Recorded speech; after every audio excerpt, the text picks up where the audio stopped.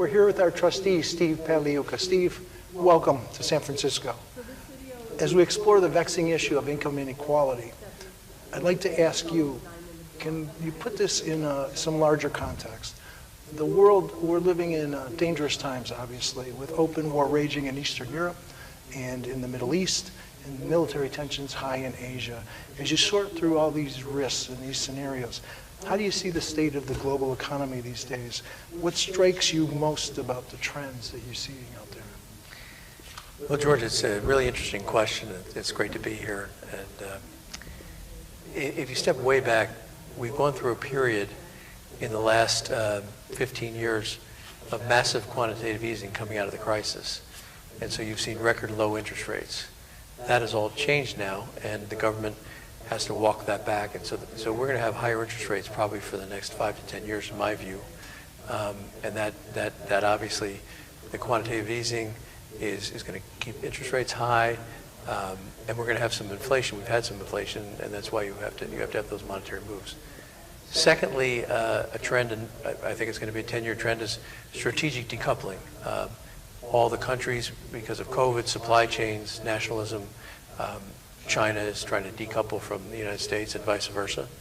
And so it won't be a total decoupling, but it'll be for strategic goods like chips, medical supplies, and things that countries deem they need on their own. And that's a big reversal of what's been a massive global trade balance, a global trade trend for the last 20 years, where trade went up 20 or 30 times from what it was 30 years ago. But we're seeing a little bit of reversal of that. Secondly, we're in a major, as you know, energy transition from carbon to cleaner forms of energy because of global warming. That's a really good thing, but that's going to also increase inflation because you have to develop a dual infrastructure. You have to keep the old structure until the new structure is in, and that's going to take quite a while to get done. You mentioned in the opening, unprecedented since probably the 50s. We have a war going on in Ukraine with Russia, and now recently this terrible tragedy in Israel. So those things will be draining on the global economy as well. And finally, which is kind of a wild card, the next 20 years, I think, analogous to the development of the internet in the late 90s, artificial intelligence. Artificial intelligence is going to have a lot of positive effects, but it really could have some effects in terms of shifting of jobs and training and the rest. So those are negative trends that we're going to be facing and have to face straight up, and hopefully they'll reverse, but that's what we're facing in the next 10 years. Mm-hmm. Well, you've always fundamentally been an optimist. For all the risks and all the uncertainty, really, that you're talking about that we see out there, what positive trends do you see that give you some measure of optimism? Well, the great news for the United States is, with all this turmoil, we have very stable neighbors. We're not at war with Canada or Mexico, so friendly neighbors. We're also a large landmass protected by 2 great oceans. We are energy self-sufficient or near that. So on a relative basis, we have a lot going for us, and we also have a very educated and driven population. We're out here in Silicon Valley, where most of this technology has been developed in, and we have a burgeoning biotech infrastructure in Boston and San Francisco and in New York as well. So I think America is probably best positioned in what is going to be almost like the cold world, a more uncertain world with a lot of ups and downs. America's in a pretty good position. So as we look at this global landscape as a context, how do you see this affecting income inequality? The income inequality in our country and many other countries that many analysts believe is a main driver of political and social unrest. What can be done to alleviate that? Well, as I mentioned in the opening, if you take all of those factors, the number one issue was globalization was generally a great thing. It lifted 2 billion people out of poverty. But many people got left behind. Jobs left the United States and went overseas to lower cost countries. And then you've seen the polarization that's caused, and you've seen the rise of nationalism in many places and more authoritarianism, demagoguery governments in Poland and many other places. So that has had an effect on distribution of income, on job availability. Now, I think the main solution to that is going to be in education. It lies in, and I think technology, artificial intelligence, can play a big role in that, to give more people access to education, supplement our education system, beef it up, because at the root cause of income inequality is people are not trained for today's jobs. And Germany has some great examples of doing that. There are programs that you know about in many of the countries that help people get their kids educated. So I think the world is going to need a massive effort on access and access of quality education and the things that come along with that. And that would include, I would imagine, continuous learning. Absolutely. Correct. Continuous learning, retraining, vocational training. And I'm optimistic that technology can be a huge driver of this. There's going to be massive changes, I think, in colleges. If you look at the education system, if you go back to my hometown, it's the same maple desk and the same building and the same one person, which was really teaching a class of 30 or 35, which was developed, I think, in the days of the Bible when they had one book and you had one teacher. If you think about the future, you can have the best physicists in the country teach 1 million kids through Zoom, through the internet, through artificial intelligence programs, giving testing back, specific tailored to how fast the student's learning. So I think we need a major project on how to supplement today's education system with more modern techniques, which hasn't happened. It's one of the few industries that is unchanged. If you go back 100 years ago, it's been done the same. If you go back 100 years ago, people were riding in horses and buggies, but now we have jet airplanes. So big difference in those two systems. So I think education is the key. We've got to get the governments of the world, the businesses, and businesses should take that into their own hands as well. Job training, try to follow people from high schools and give them opportunities. Mm-hmm. Well, we've addressed that actually in the last global gathering that we had, Eisenhower Fellowships in Cartagena, on the future of education and all of these challenges. They're out there and they're going to be there for a while. So as we advance towards this goal, how will we know that we've taken a bite out of this? What will success look like in your eyes? The way you measure success would be if we have X% education levels today, if we could double that and then triple that and then triple that again, there needs to be an exponential increase. So I would hope in the next 20 years we can develop these systems and programs and techniques to have everybody have that access to education. And then secondly, the global economy, I believe long-term should come back. Things go in cycles. We've seen it with World War I, World War II, rejuvenation. Globalization is actually a net good for all people. And the Eisenhower Fellowships are key to that, because when people come here on the fellowship, they understand what happens in this country. And when we send people out, they understand the different cultures, the rest of the world. And when you really go people to people, we have a lot in common, and people want to work together on projects like global warming that benefit us all. But then we have things called governments that get in the way, and they're not necessarily representative of when I walk on the streets and I go to China and I go to the Middle East and all these places, the people are great. And so I think Eisenhower is a great bridge to that, so you can have understanding and bring back the positive benefits of globalization. All right. Well, thank you, Steve. This is a subject on which many people disagree about income inequality, but I think we can all agree on that. So Absolutely. Thank you. Steve Pagliuca, here with us in San Francisco. Thank you, Great Steve. to be here. Thank you. Good morning. I'm Ray Suarez, your host for this special gathering. I want to welcome you all to an extraordinary World Forum marking the 70th anniversary of the founding of the Eisenhower Fellowships. We come together to celebrate the work of Eisenhower Fellows, diverse, dynamic leaders from a range of professional fields who do amazing things around the world every day. Before we get started, a modest suggestion. Really, you'll thank me later. Make sure you download the 70th Anniversary World Forum app, because there is no physical program. So you'll be saying, what time is it? And where am I? And where am I supposed to be? The app will answer all those questions. Search EF World Forum in the App Store of either your Apple or Android device and download it right now.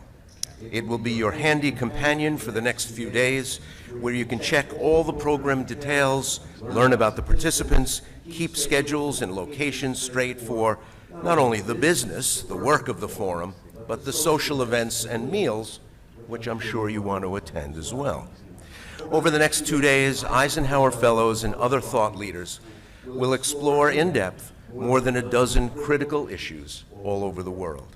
It's no surprise they have an almost torn from the headlines feel. It's been a challenging couple of years. Threats to global peace and stability, mass migration, civic engagement in an era of polarization, income inequality, climate change, public health and pandemics, food security, top-notch thinking from top-notch thinkers and doers. And the big one, how might we intelligently use artificial intelligence to shape a better future? It's an exciting program. I promise, you will go home smarter than you were when you got here.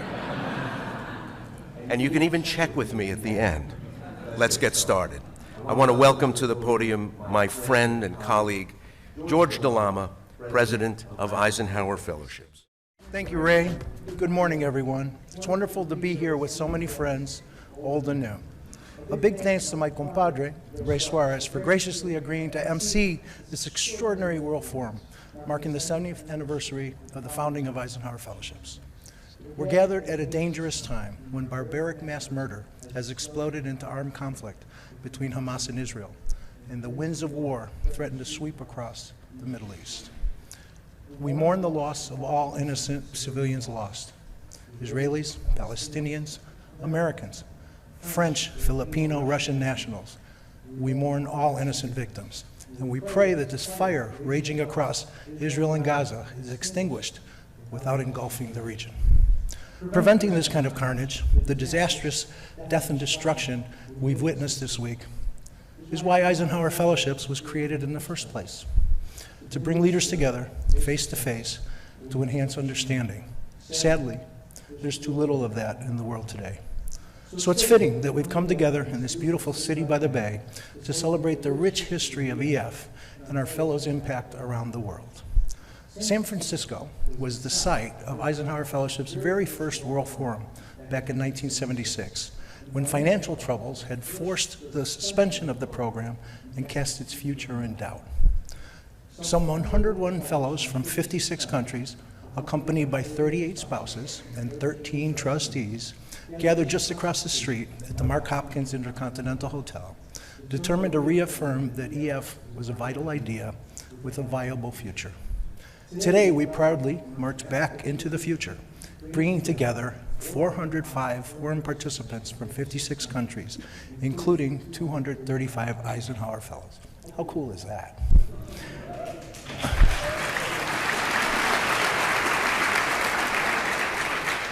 They include fellows from 3 programs disrupted by COVID: our 2020 Women Leadership Program, our 2021 Global Program, and our 2020 Zhixing China Program. The latter have not been able to travel to China yet because of the pandemic and its aftermath.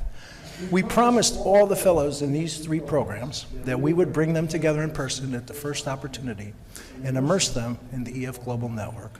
So they're here today. Let me ask them all, the fellows from those 3 programs, to please stand and be recognized. Where are you? Stand up.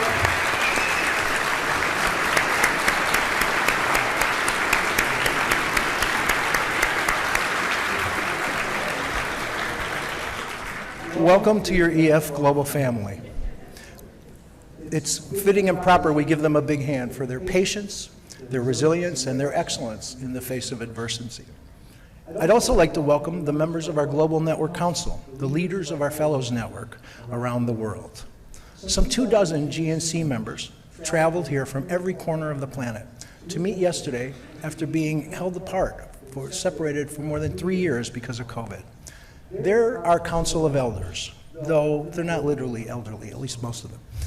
They're the mentors and movers and shakers in our network, our leaders among leaders in the EF Global Village. Please join me in saluting them for their commitment and their leadership.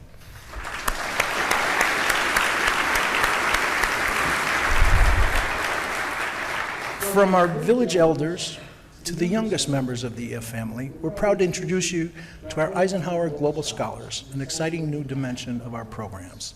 Recent American college graduates we send overseas for a year of postgraduate study at the University of Oxford and IE University in Madrid, leading to a master's degree in public policy or international relations and lifelong immersion in the EF Global Network. Now in its fourth year, this dynamic program helps expose young Americans to the rest of the world and extends Dwight Eisenhower's legacy to a new generation. We've had 12 global scholars in the first 3 years of the program, and all of them are here with us today. I'd like you to meet them now. Our global scholars, where are you? Please stand.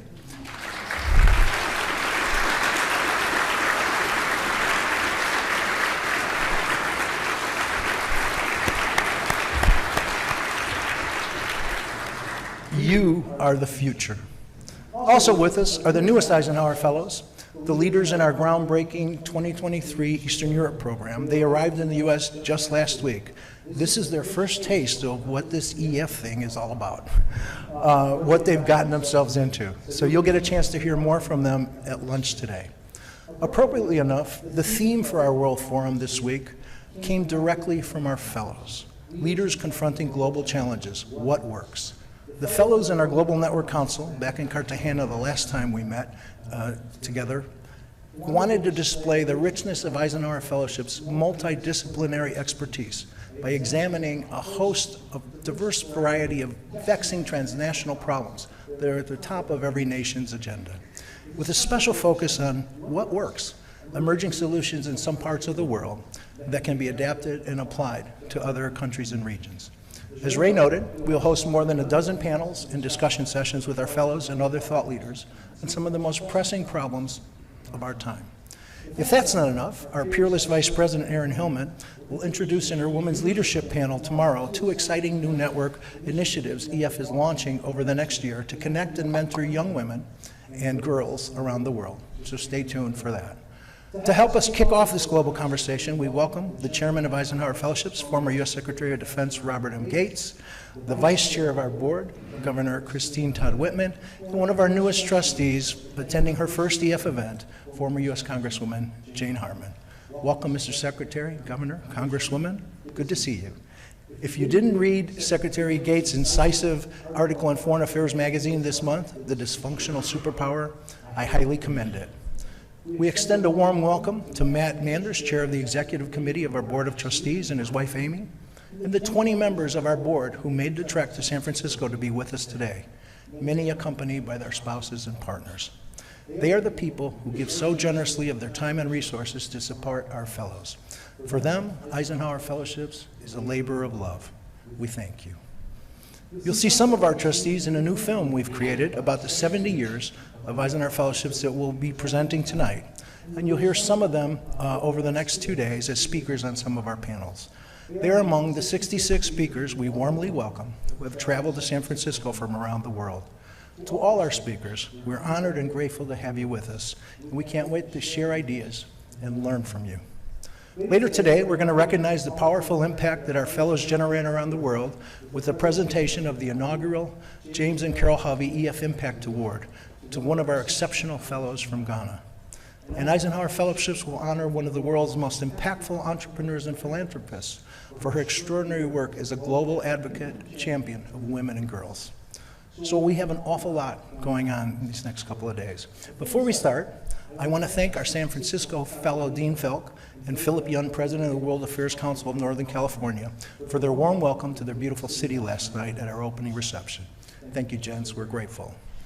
In addition to our marvelous fellows, trustees, and speakers, we're delighted to have with us many distinguished guests. Let me mention just a few. David Neeleman, CEO of Breeze Airways and co-founder of JetBlue, and his wife Eva. Scott Crockett, founder and CEO of Everett Business Funding. Bob Dickey, principal of the Dickey Group. Fatima Angeles, executive director of the Levi Strauss Foundation. Our dear San Francisco friend Skip Rhodes. And here from London, Nadia Rodicheva. Welcome all. None of this would have been possible without the generous support from our many supporters who have helped bring you this world-class event. We want to thank our trustees and our generous sponsors for this gathering, especially Jim and Carol Hovey, Edgar and Ellie Kuhlman, and Network Intelligence, Mohammed Al-Mersi and the Al-Mersi Foundation, Mohammed Al-Ardi and Investcorp, Jose Luis Manzano and Edemsa, and Jamie Dimon and JP Morgan Chase. Thank you all. We're deeply grateful. This week, we've also been swept into town by the powerful groundswell of financial support we've received from our Eisenhower Fellows around the world. Led by our Philadelphia Fellows, then racing rapidly across our global network, like a beautiful chain reaction of falling dominoes, creating a breathtaking work of art. Our Fellows dug deep and gave generously in a fundraising drive to help support this global gathering. The Philly Fellows, by themselves, gave more than $73,000.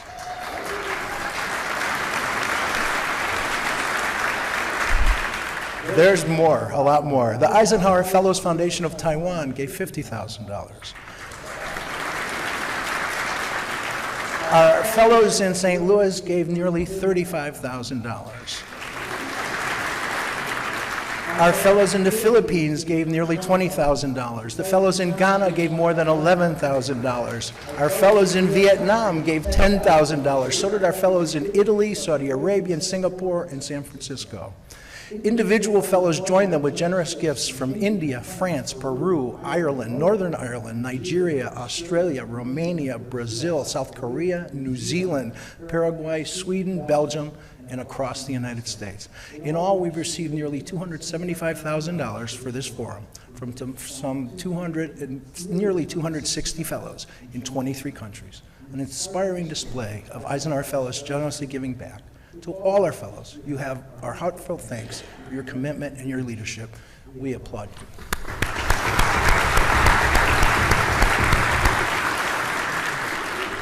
Here I need to extend our gratitude to Diane Melly for getting the ball rolling with her fellow Philly Fellows, leading the way. This campaign was her inspired idea. She's overseas right now and couldn't be here with us today, but she was determined that fellows should help support the 70th anniversary and that her Philly Fellows should lead the way.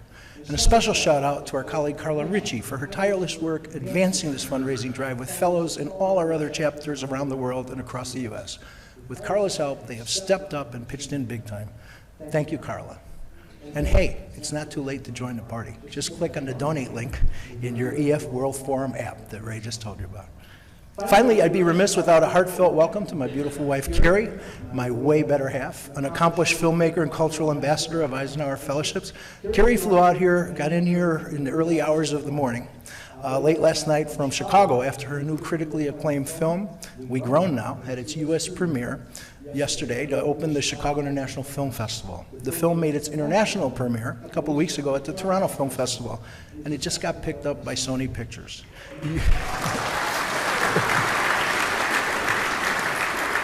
You can catch up with Carrie later today when she moderates the panel discussion on building connection and community through the arts.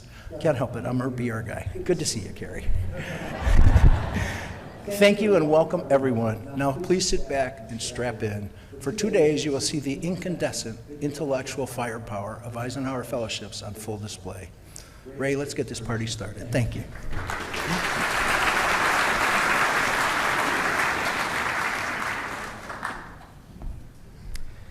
As our panelists make their way to the stage, let me tell you a bit more about them. Robert M. Gates is the former U.S. Secretary of Defense and chairman of the Eisenhower Fellowships. He currently also serves as the chancellor of William and Mary University. He's a former director of the Central Intelligence Agency. On Dr. Gates' last day in office at the Pentagon, President Barack Obama awarded him the Presidential Medal of Freedom, America's highest civilian honor. Jane Harmon is a former U.S. representative. She served 9 terms in the U.S. House and recently completed 10 years at the Wilson Center. She was the Nonpartisan Research Organization's first female president and CEO. She's now President Emerita and a Distinguished Fellow. She also serves on the board of Eisenhower Fellowships and earlier this year was named Presidential Scholar in Residence at the University of Southern California's School of Public Policy. They will be led in conversation by Gloria Duffy, President and CEO of the Commonwealth Club, the nation's largest and oldest public affairs forum.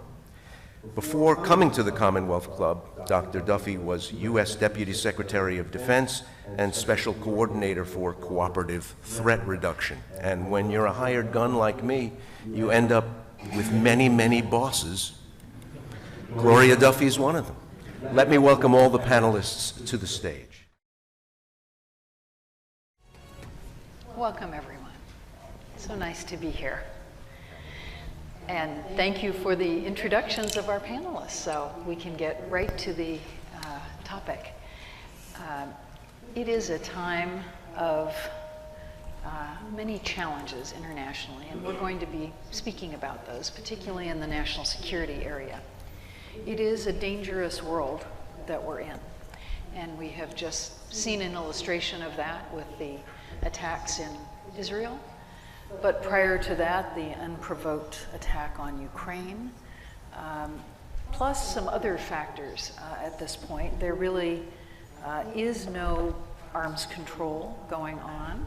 Most of the treaties and agreements that we've achieved in the past have fallen into disrepair or been abrogated or abandoned. We also are seeing a major buildup of nuclear weapons by China. They are estimated to be heading for an arsenal of about 1,500 strategic nuclear weapons by the middle of the next decade, which presents the U.S. with a challenge we're calling the two nuclear peer problem of deterring both China and Russia. And there are other factors as well. So it is a challenging and dangerous world. We could not have two better panelists to discuss that. Both of them known for their long service. Congresswoman Harman, particularly focusing in the intelligence area as she served in Congress.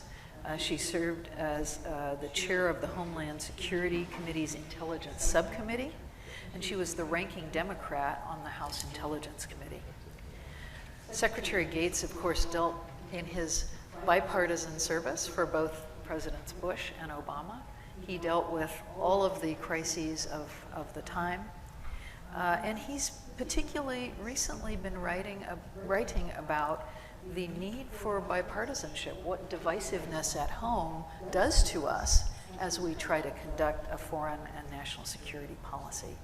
So two wonderful public servants who have also served in private institutions and public policy institutions like the Wilson Center and universities. So we're going to go right into a series of questions which we'll ask both of our panelists to comment on. And then I missed the memo on this. Are audience questions included in this panel? Are they written? Are they oral? Will there be a mic passed around? The mic will be passed around. So be thinking about your questions for these two wonderful public servants. I'd like to take a look, and perhaps it's because I have just come back from Washington last night from releasing something called the Congressional Strategic Posture Commission report, assessing threats to America's security. I'd like to start by talking about the threats and your assessment of the threats. Again, Ukraine, Hamas, China's expanding nuclear arsenal, North Korea's nuclear program, the demise of arms control. What do each of you see as the greatest threats to U.S. security and the security of our allies and friends, and to global security in a larger sense? Let me turn, first to Congresswoman Harman. Well, good morning, everyone. I'm the newbie here, and the reason I'm here is because Bob Gates called me, and I have no capacity to turn down Bob Gates ever. And you shouldn't either. But he and I have known each other for a very long time. He was leaving as director of the CIA when I was elected to Congress, but we overlapped in service and a variety of other things, and then he became Secretary of Defense during my service in Congress. And he, if you had to pick one, pick Bob. Somebody who stands out as always putting the country first, which is something that maybe 0.001% of our politicians now do. What's the biggest threat? The biggest threat is us. our dysfunction. I've read a good article lately. I recommend it. It's called The Dysfunctional Superpower. It's my prop. I didn't write it. Somebody else on the stage wrote it.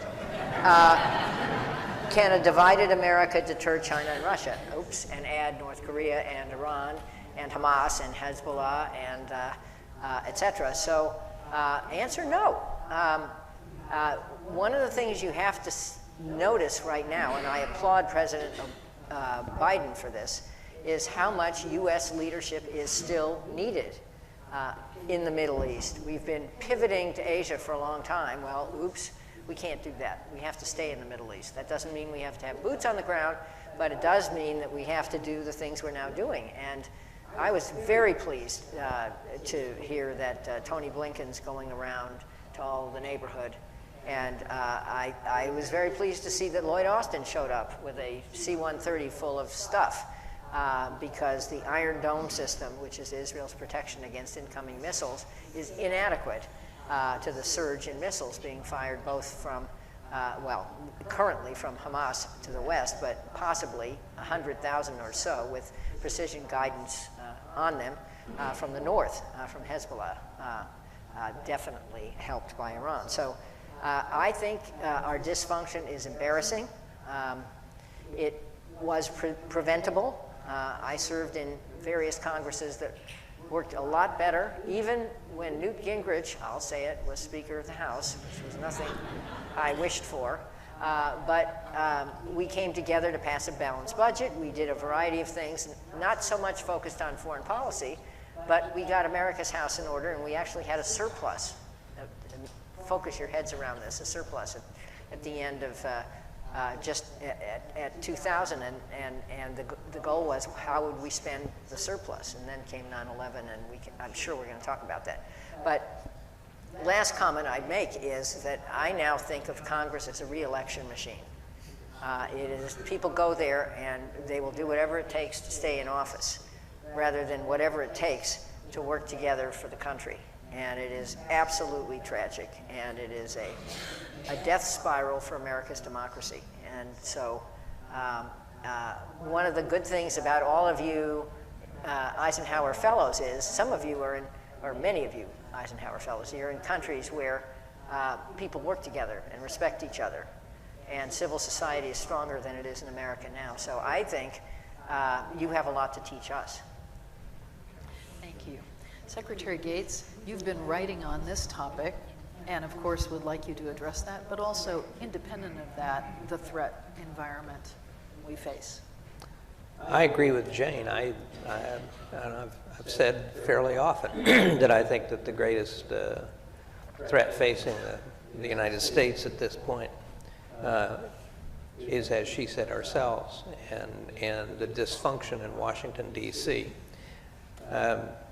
As I write in the article, Xi Jinping and Vladimir Putin have several things in common. One of them is a genuine belief that the United States has entered a period of decline, and that their destiny is to displace the U.S. as a global power that we are, or have been. And their narrative to the rest of the world is that the Western democracies don't work, and they hold up the United States as Exhibit A for their case. And it's hard to counter that argument when we can't even elect a Speaker of the House of Representatives, and we can't get anything through the Congress. We have not had, I don't want to get into weeds of the American legislative process, but we have not had an appropriation for the Defense Department approved by the Congress before the beginning of a fiscal year since 2010. And what that means is every year the Pentagon has no idea how much money it's going to have. And they don't get that information until well into the fiscal year, sometimes weeks, sometimes months.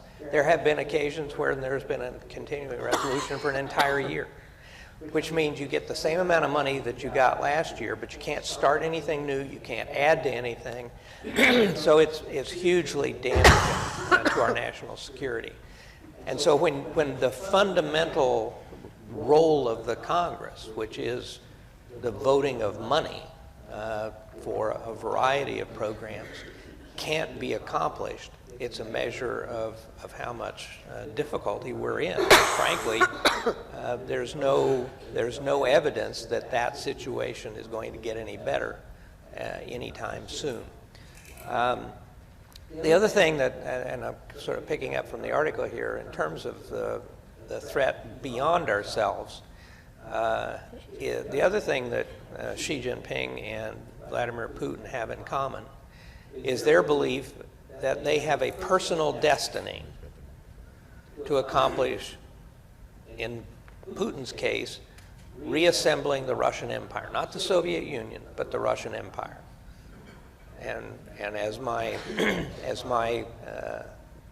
mentor and friend Zbigniew Brzezinski wrote frequently, there can be no Russian Empire without Ukraine.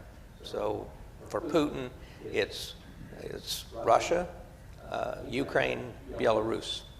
And he is determined to make that happen. And he believes he can outlast us in this conflict in Ukraine.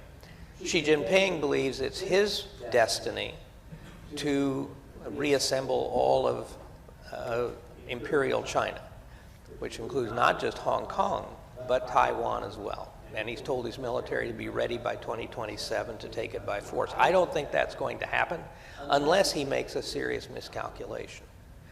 But when we are distracted in the Middle East, in Ukraine, and we can't get our own house in order, there's always the worry that he will make another big mistake and do something that could end up causing a war. So those are the two main threats, but as we've seen in the Middle East in the last week, Hamas and the situation in the Middle East is extremely volatile. The risk of that war expanding is real.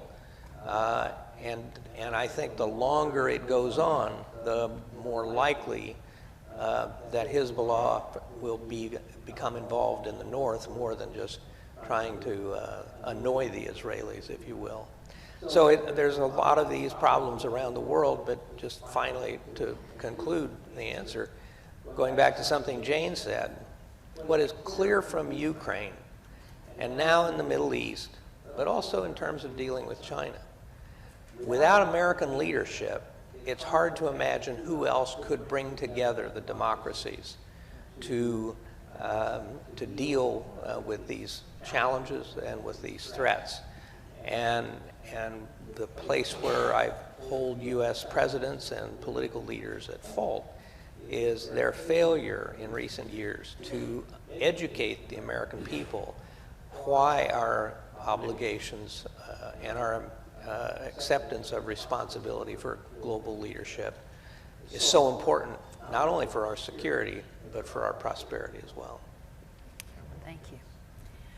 Again, putting aside the divisiveness issue, which we will get back to since it's fundamental at this point,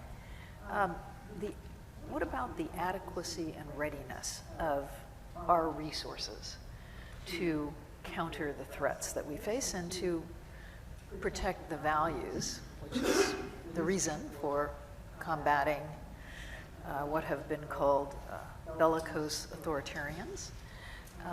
What about our resources, our priorities and level of defense spending, legacy weapons, programs of record, deterrence, diplomacy, soft power?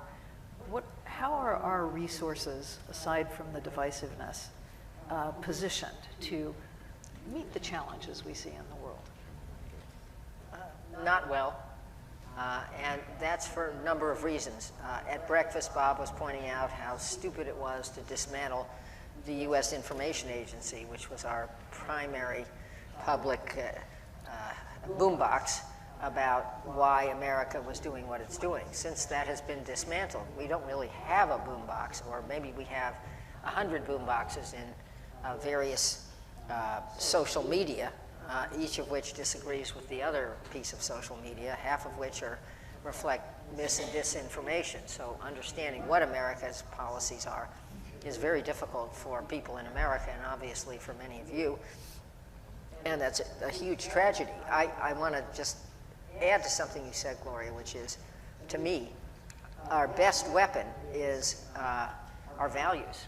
It's not a tank or a gun or, you know, a drone or whatever else it is. It's not that those things aren't important. They are important.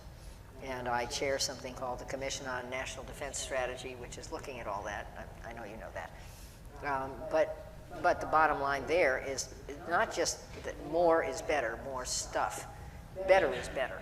And trying to think through what does it take to protect, to deter and protect against the threats we face now. And they're all in Bob's wonderful article.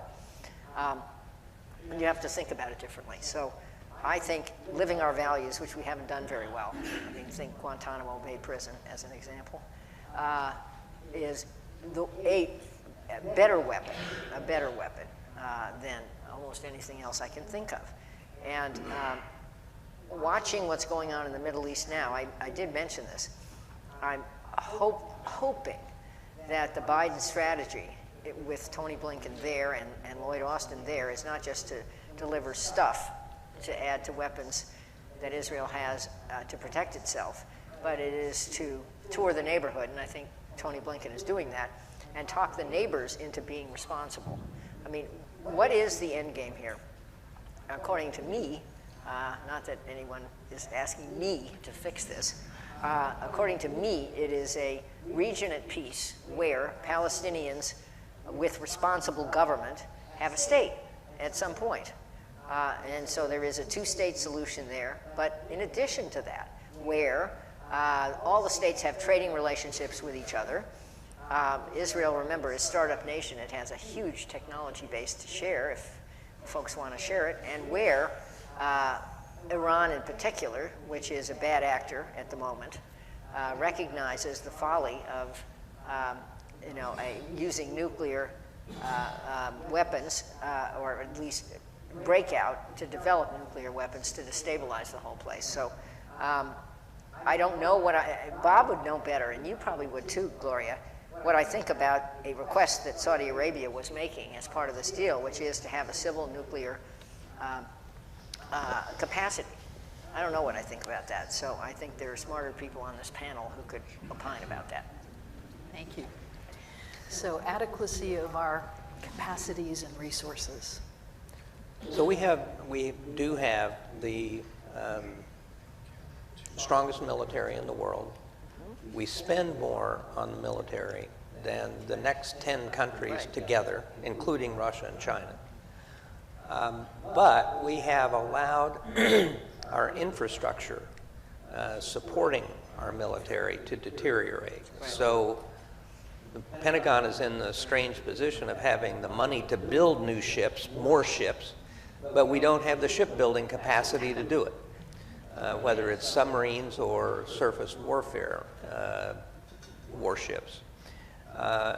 And you're reading almost every day about the shortcomings in our ability to produce artillery shells and just basic kinds of munitions that we want for our own forces, but also to support the Ukrainians and the Israelis and other friends. So we have infrastructure problems that is keeping us from building up our military to take into account the fact that we now, for the first time since the Korean War, face aggressive powers both in Europe and in Asia. And for the first time in anyone's living memory, a power that has an economic, technological, scientific, and military power approaching the capabilities of our own, which is China, obviously. So we have a very strong military right now, but our ability to modernize and to expand that capability to deal with the new threat environment that we face, I think is very limited. And then when you have the paralysis on the budget that we have now, that goes back to our first our answer to the first question, it holds back our military from being able to capitalize on the resources that they've been given, and to expand our military to deal with these new threats. And don't even get me started on not being able to promote and confirm senior military officers to their positions of power at a time when we're facing all these threats and all these problems, and we can't even we have 300 general officers who cannot take their positions. I would just add that where we are really lacking, particularly in competing with China, is in what I call the non-military instruments of power. Jane alluded to the dismantling of the U.S. Intelligence Information Agency in 1998. Also significantly reduced the capacity of our Agency for International Development. It was a more independent agency. Now it's more under the State Department.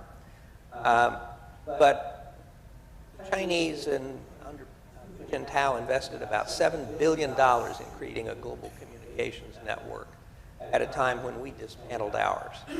And so there isn't a country on the planet that doesn't have access to Chinese internet, Chinese television, radio, or print media. We have the Confucius Institutes. We have all kinds of these people-to-people and exchange programs that the Chinese have funded all over the world, and we don't have anything comparable to that at this point. Similarly, in development assistance, there are a lot of criticisms of Belt and Road, but the fact is 140 countries have signed up to be a part of Belt and Road, and for all of the debt issues associated with the projects, and a lot of them white elephants and so on, the fact is they have used Belt and Road to insinuate themselves into countries, particularly in the global south, all over the world. And everybody knows that stadium or that arena was built by China, or that bridge was built by China, and so on. And we don't have anything to compete with Belt and Road at this point. And finally, in terms of our economic relationships, China is now the biggest trading partner with more than 120 countries in the world. We're the biggest trading partner of maybe 30 or 40.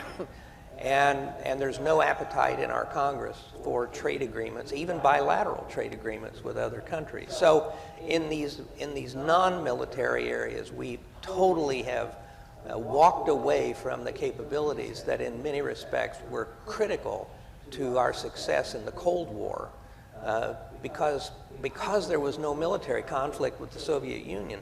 That contest was actually fought out and determined by non-military instruments of power. That's right. And we're in the same boat with China. If we can avoid a war with China, this contest will be fought with non-military instruments of power, and we have disarmed ourselves in that category. So I think, going back to your question, I think that in the military area, right now we're in very good shape, but looking to the future, we have some very big clouds on the horizon, and we are a long way behind when it comes to the non-military instruments. Let's talk about those non-military instruments, or soft power, for a moment. There are a lot of avenues, some of which are being used in the private sector, so to speak. There's food diplomacy. There's sports diplomacy. There have been contacts in the arts and exchanges of between museums and so on. Investment, education, fellowships, and the training of scientists and others from other countries at our wonderful American universities and so on. What should a soft power approach look like beyond USIA, beyond conveying our views? What should we be doing to nurture this non-official level of contact? Well, you've listed a lot of the ways we should be connecting to the world. I would say, I used to have this argument with Madeleine Albright, who said the U.S. is the indispensable partner, indispensable country. And I would say, no, Madeleine, it's the indispensable partner. And I do think that partnering with other countries, something that Joe Biden has restored. The last president, whoever that was, dismantled not only our trading relationships, the ones that remained, but dismantled basically our affiliation with NATO. We didn't pull out, but it was close enough, and other things. So I think that cultural diplomacy and all of this is hugely important and showcases what some of the good things are about the United States. I do agree with Bob that we have, in terms of government organization, downsized our soft power and stuck it all in the State Department. Nothing wrong with the State Department, but it's probably would have been better to keep some of these things as independent agencies. But I do think, for example, China, one of Bob's big threats, right, pacing challenge for the U.S., we are trying to have reasonable diplomacy with China. I think it was a good thing that a delegation from Congress, a bipartisan delegation, maybe that's an oxymoron, but a bipartisan delegation from the Senate just went to Beijing and met with Xi Jinping. And the things they said and the things he said were encouraging. That doesn't mean it's going to change everything, but that's an example of soft power. And Biden is going to meet with Xi Jinping soon in San Francisco. And we have 3, I think, or 4 of his cabinet secretaries have been there. And I gather George told me this, the current Chinese ambassador was an Eisenhower fellow. Is that right, George? Yes. How cool is that? Yeah. Penetration at the highest level. Yay. So I'm expecting, George and Bob, that you will make a big difference there with our soft power to China. Right? Right. But seriously, let's not undersell soft power. Joe Nye, who teaches at Harvard, was the one who invented those terms, and I always used to say to him, there's also smart power, which is the combo of soft and hard. And I think we need both of those things in order to make clear that America is not kidding around. And our hard power is a deterrent. Our soft power is a way to sell is a better selling tool, I would say. And if we do both, and I think we're trying to do both in the Middle East right now, in the way we're helping Israel and making sure that there is moral clarity about what Israel is doing. I cringe to think what is going to happen the next few days, but I don't know that I have a better alternative. At any rate, I think that that's the way forward with allies. Side note, you mentioned San Francisco. Coming up next month will be the APEC Leaders Summit, the largest international conference to be held in San Francisco since the UN conference at the end of World War II. Really? The 21 Asia Pacific nations leaders will be meeting here. President Biden is the host. He's what's called the CEO of APEC this year. There is a lot of discussion about the possibility that Xi Jinping might come. They might have a meeting on the sidelines.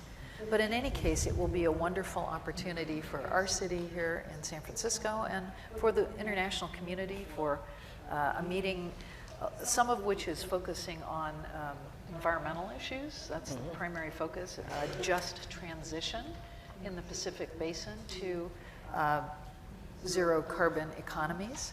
The Commonwealth Club is hosting some of the meetings, and we're really looking forward to that becoming a defining event here in San Francisco. Congratulations. Well, and let's hope for some very productive meetings on the sideline, perhaps between the US and China.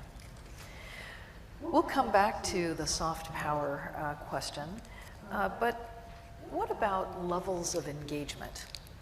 Obviously, there's a discussion going on right now about how the US should be involved with Israel, from boots on the ground to military provisions to diplomacy.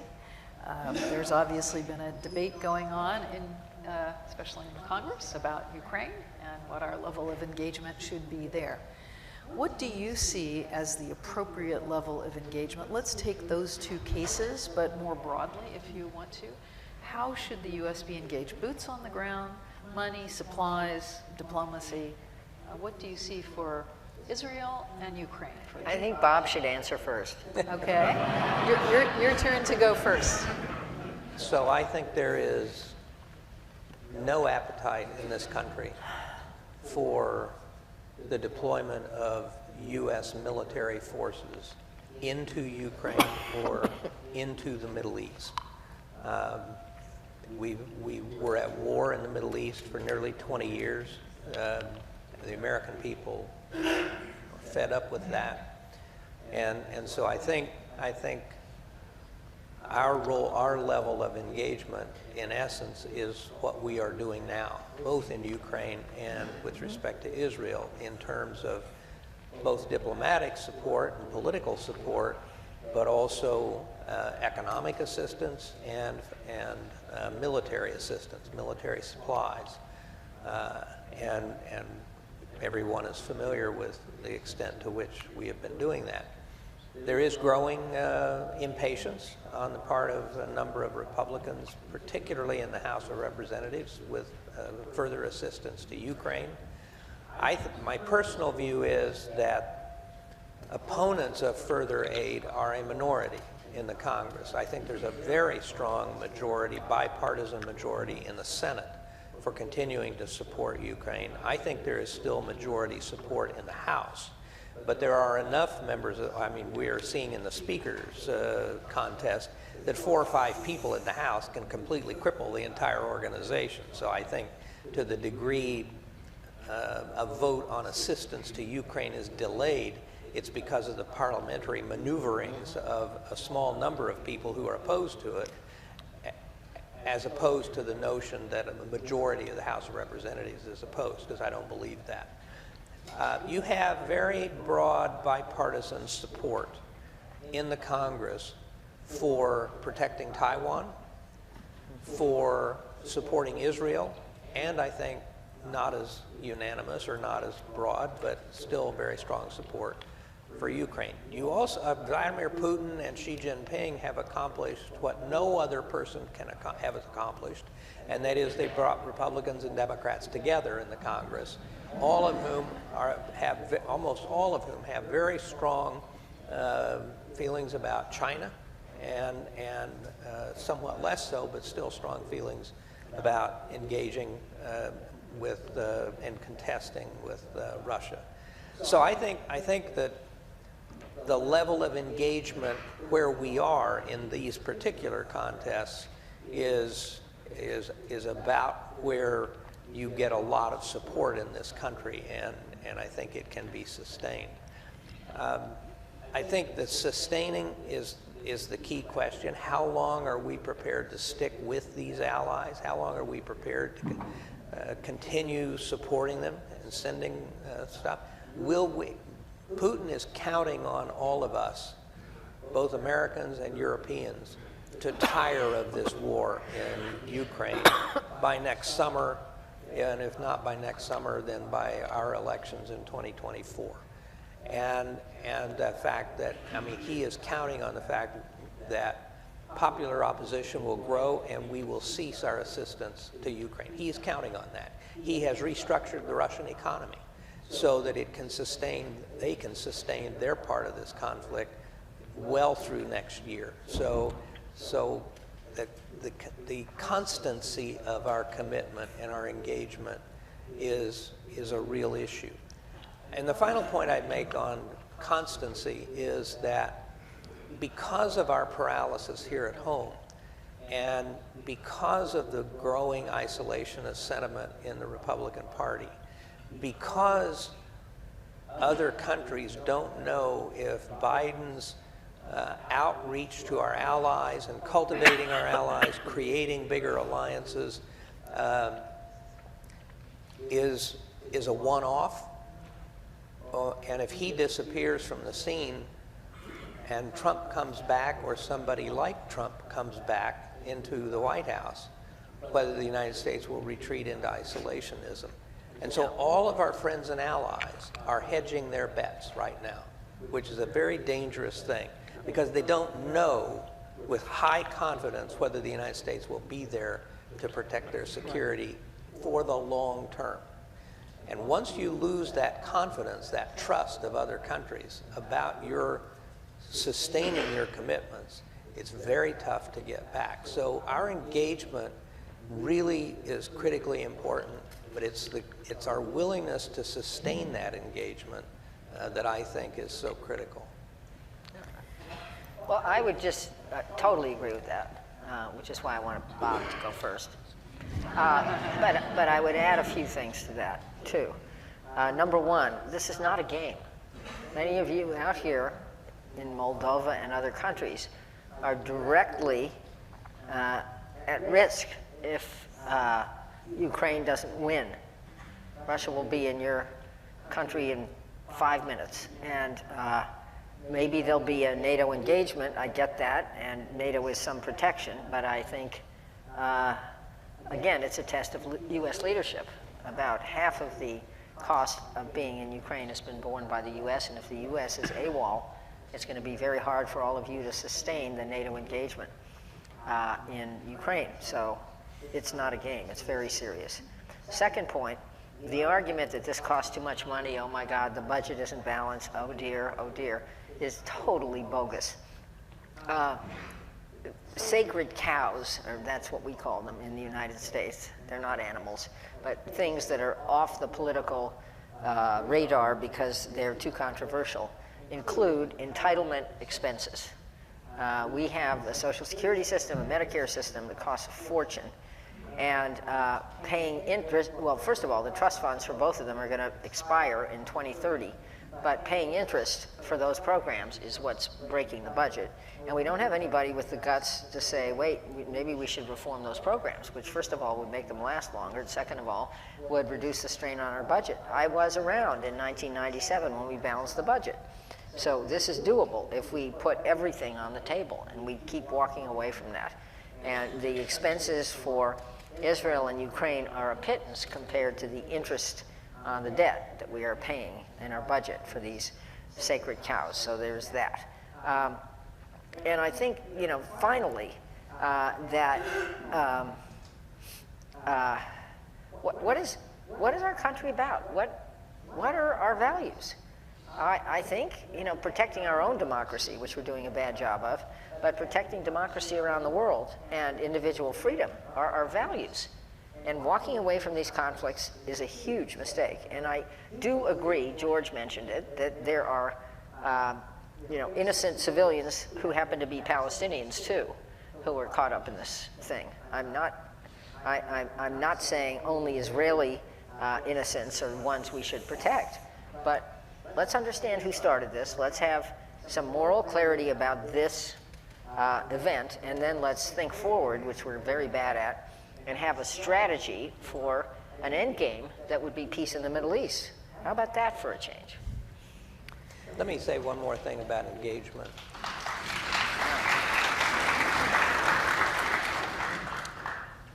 One thing that could promote much greater American engagement, it seems to me, would be a vast expansion of the Eisenhower fellowships.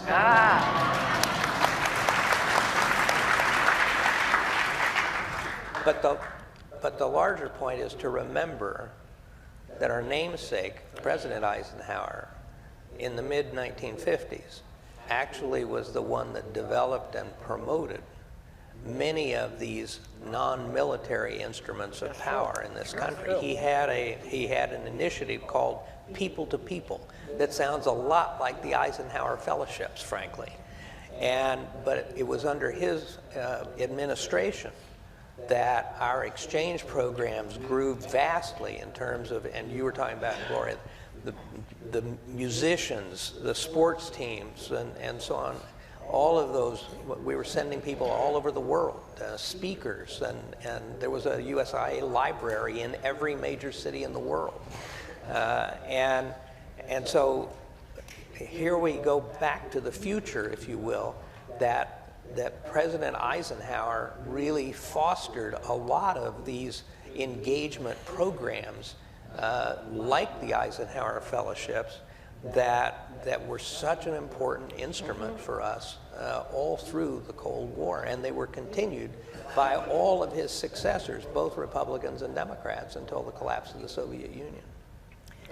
And in my view, that type of contact played a major role in the end of the Cold War with the Soviet Union. And frankly, in the demise of the Soviet government, there was just increasing opening. There were cosmonauts talking to astronauts. There were physicians talking to each other. It was a society-wide engagement, despite the difficulty of operating in the old Soviet Union. Well, Really and when played the a- people in the old Soviet Union, particularly in the Baltic states and in the western part of the Soviet Union, started being able to pick up German television, and they saw how the Germans, West Germans were living, and they saw how they lived, they said, wait a minute, this doesn't make any sense. So we don't have a Cold War with China at the moment, but things are pretty chilly to the extent that many in the community here, business people, investors who have relationships in China and so on, are very worried about what's ahead. Could you see an Eisenhower people-to-people type of initiative working with China at this point? Is this something that should be fostered and promoted with people-to-people exchanges and contacts? I do, but frankly, it takes, as the saying goes, it takes two to tango. And the Chinese have not been receptive to very many of these programs. I mean, one of the reasons U.S. business people and foreign business people generally are now leery of going to China is that the Chinese have made them feel very unwelcome, and even in the case of one of the senior executives of the firm Kroll was told he couldn't leave China. A senior executive with Nomura Holdings out of Japan was told he couldn't leave the country. So Western executives that used to travel to China all the time are now very skeptical or very leery of going there. The administration would like to do a lot more with China in the diplomatic arena and exchanges and so on. We had a whole network of agreements. You referred to this in your opening comments. A whole network of agreements with the Soviet Union designed to either limit nuclear weapons or to prevent any incident from escalating. So we had an incidents at sea agreement with the Soviets, so that if two of our warships got into a confrontation somewhere, there were ways we could ensure that that didn't escalate. And with all of the activity, naval activity taking place in the South China Sea and the Taiwan Strait right now, we would love to have that kind of agreement with the Chinese. They're not interested. Their attitude is the way to avoid incidents at sea is for your Navy to stay out of the South China Sea. And so their argument is, the way they approach it is, if we had an agreement like that, that would be our acknowledgement that you have a legitimate legitimate right to be in the South China Sea, and we don't want to concede that. So I think there is interest in the administration in expanding this. They call it putting a floor under the relationship with China, all the diplomatic outreach and so on that the administration is doing, and that's all well and good. But the climate is not right now for non-governmental engagements, partly because the Chinese have made going there so difficult and so inhospitable and, frankly, in some respects, so dangerous. Do you see any opportunities for those kinds of breakthroughs with China? Not soon, but we should continue to try. And what's very important is trying to make sure they understand where we're coming from. Because the danger of miscalculation is enormous, especially with mis and disinformation and all the new tools we have. I was going to mention something, Gloria, that we didn't discuss in terms of soft power, and that is space. I'm on the advisory committee to NASA, and we, Bill Nelson, who's a former senator who is now the head of NASA, did a tour in South America recently and was treated like a rock star. He went to campuses and kids who want to learn science and wanted to know all about what he's doing. There are, I think, 140 countries in the world that have nascent space programs. And there's something we can help people with and talk about this amazing tool called the Webb Telescope, which when it was announced last year, I think it was last year, time flies, was announced as a gift to the world. Talk about soft power. That's really exciting and causes kids to dream of a different world. And that's part of changing the environment.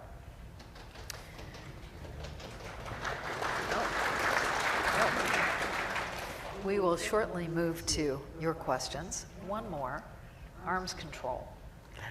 Now, that was the quintessential demonstration of mutual interests, where countries had 50,000 nuclear weapons during the height of the Cold War, primarily the US and the Soviet Union and a few others. There was a common interest in trying to reduce this danger. Arms control has fallen on very hard times. There's pretty much nothing left, including many of those agreements simply about communication and prior notifications and so on, at least where it comes to the US, when it comes to the US and Russia. How do you see the state of arms control? Any ways to get things moving again? Any areas we could explore for mutually beneficial arms control negotiations? Well, as you stated at the outset, I mean, the circumstances are quite dire. In fact, the Russians are walking away from the last strategic arms control agreement. They have threatened to walk away from the Comprehensive Nuclear Test Ban Treaty. And the Chinese, we have approached the Chinese actually under the last 3 presidents to try and do, Obama, Trump, and Biden, to try and do strategic arms control with the Chinese. The Chinese view is, the Chinese have, up until just recently, been content to have a very small strategic nuclear force. So they've had only about 400 deployed strategic ballistic missiles,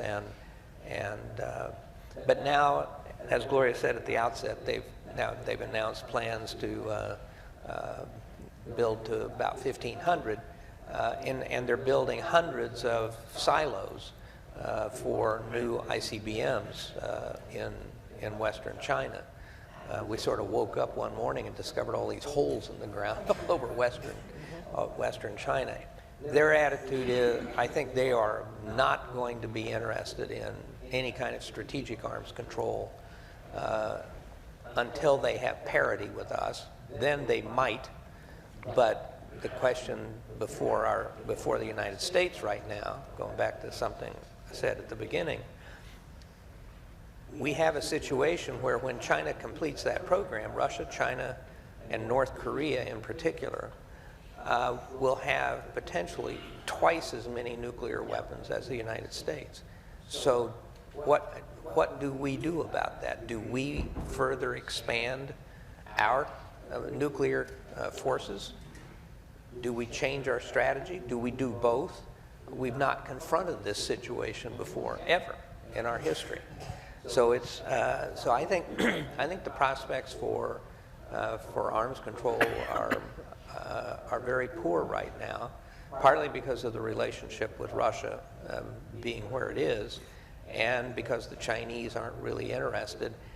I think I'll say one thing about the North Korean nuclear program. I have believed for a long time that successive American administration's efforts to denuclearize North Korea have been a fool's errand. In my view, the North Koreans will never totally give up their nuclear capability. Kim Jong-un looks at Libya, Gaddafi had a nuclear weapons program. He gave it up. He's dead. He's gone. People thought Saddam Hussein had nuclear weapons. He's dead. His regime is gone. Ukraine had 1,800 nuclear weapons.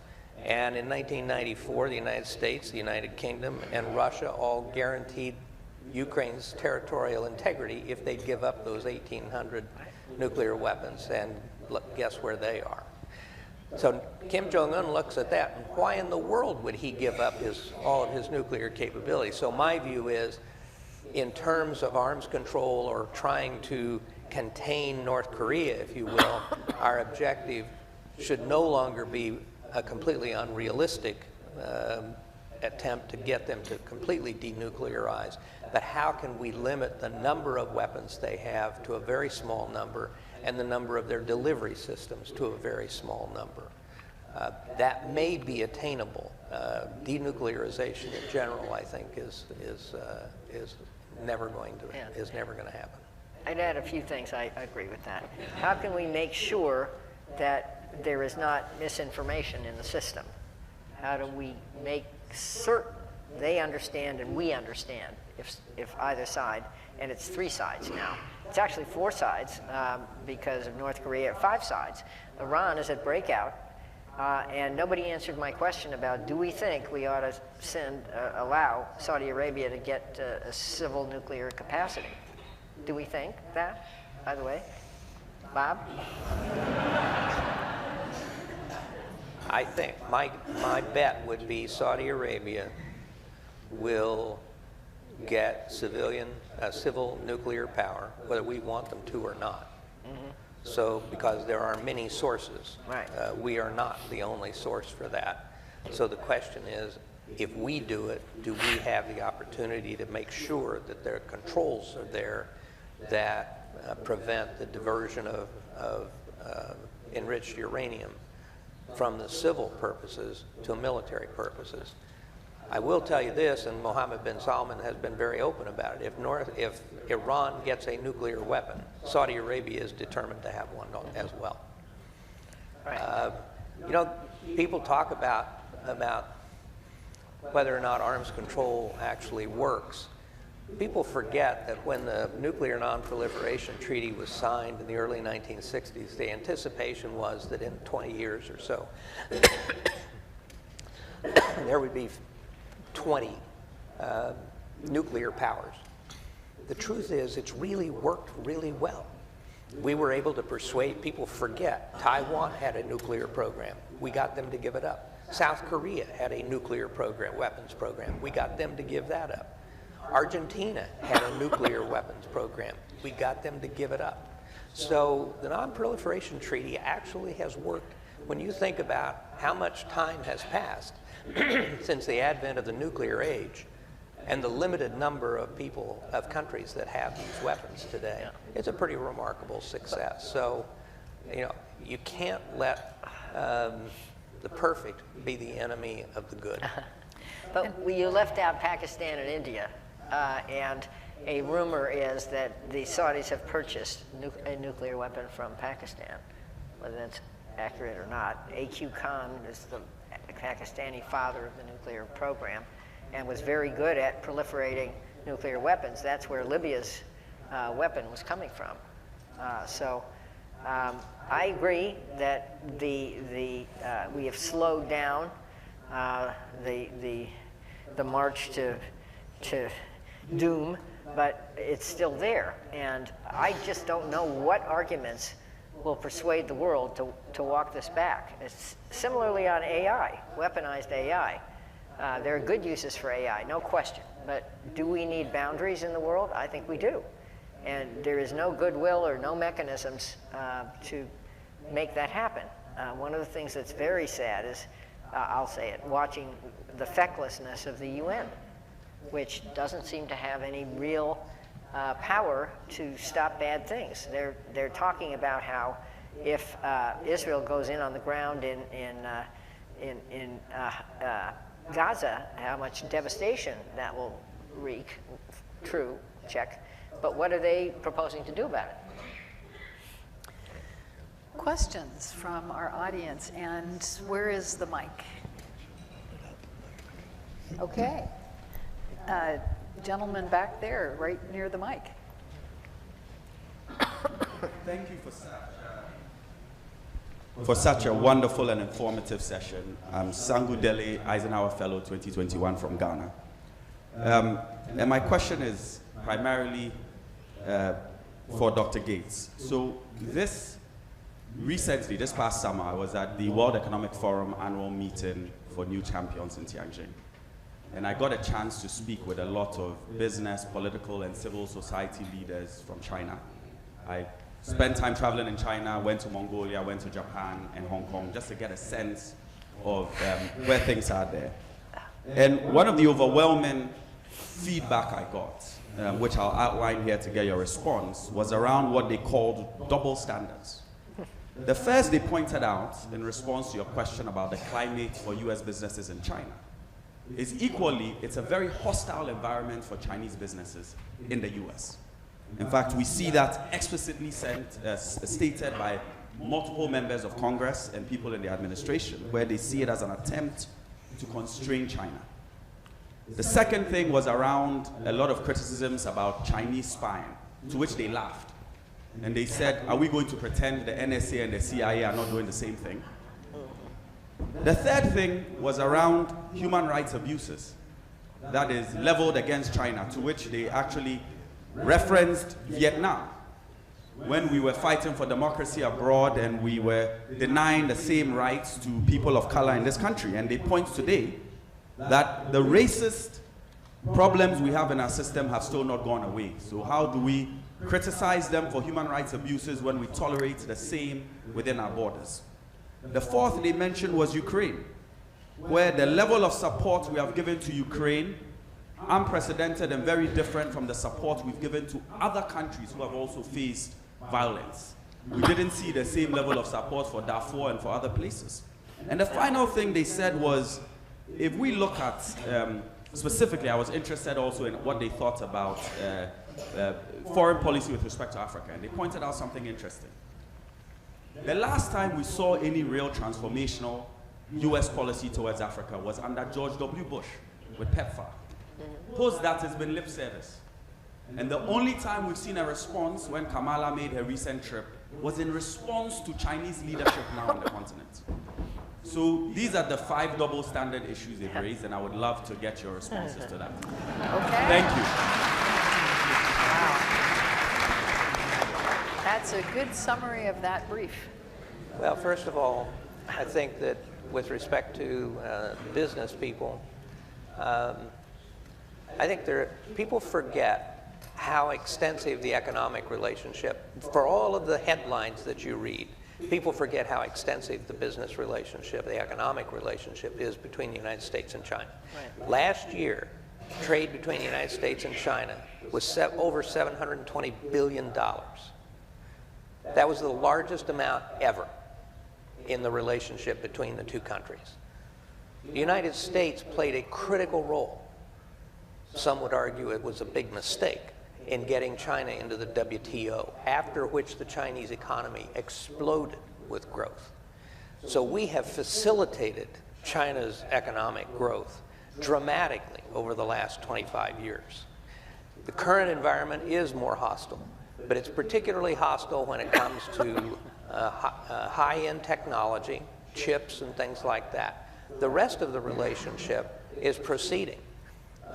McDonald's, Starbucks have huge expansion plans in China, and China is investing in this country. Now, investment is down, and you see, and I think there are certain aspects of U.S. attitudes that are a little paranoid, and in terms of, not letting the Chinese buy agricultural land. Now, if that agricultural land is right next to a U.S. Air Force base, I think that's a concern that's valid.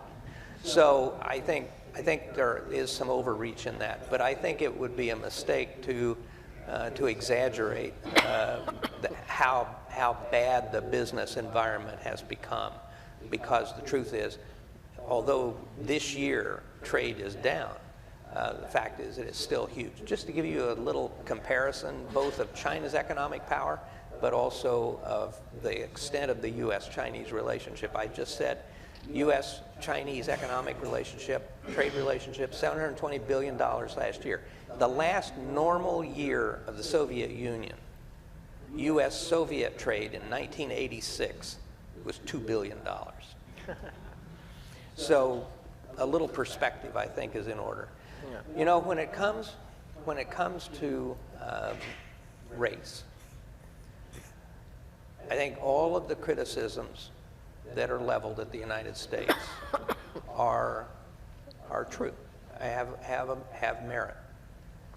But there is one difference between us and virtually everybody else in the world. And that is that from the beginning, and particularly beginning in 1861, the United States is the one country willing to acknowledge that it has a problem and to work to fix it. We have been a work in progress for our entire history. We know our founding fathers knew we could not live up, as human beings, could not live up to the aspirations in our Constitution and in our Declaration of Independence. But we have been committed as a country to trying to achieve that level, to trying to achieve those aspirations in extending freedom here at home and abroad. And when you are of a certain age, you remember what this country was like 50 or 60 or 70 or 80 years ago in terms of race relations and how people were treated and so on, and how it's dramatically changed today. Same thing in terms of the role of women. This country has had these problems, but we have led the world in trying to fix those problems and live up to our aspirations. So I don't accept.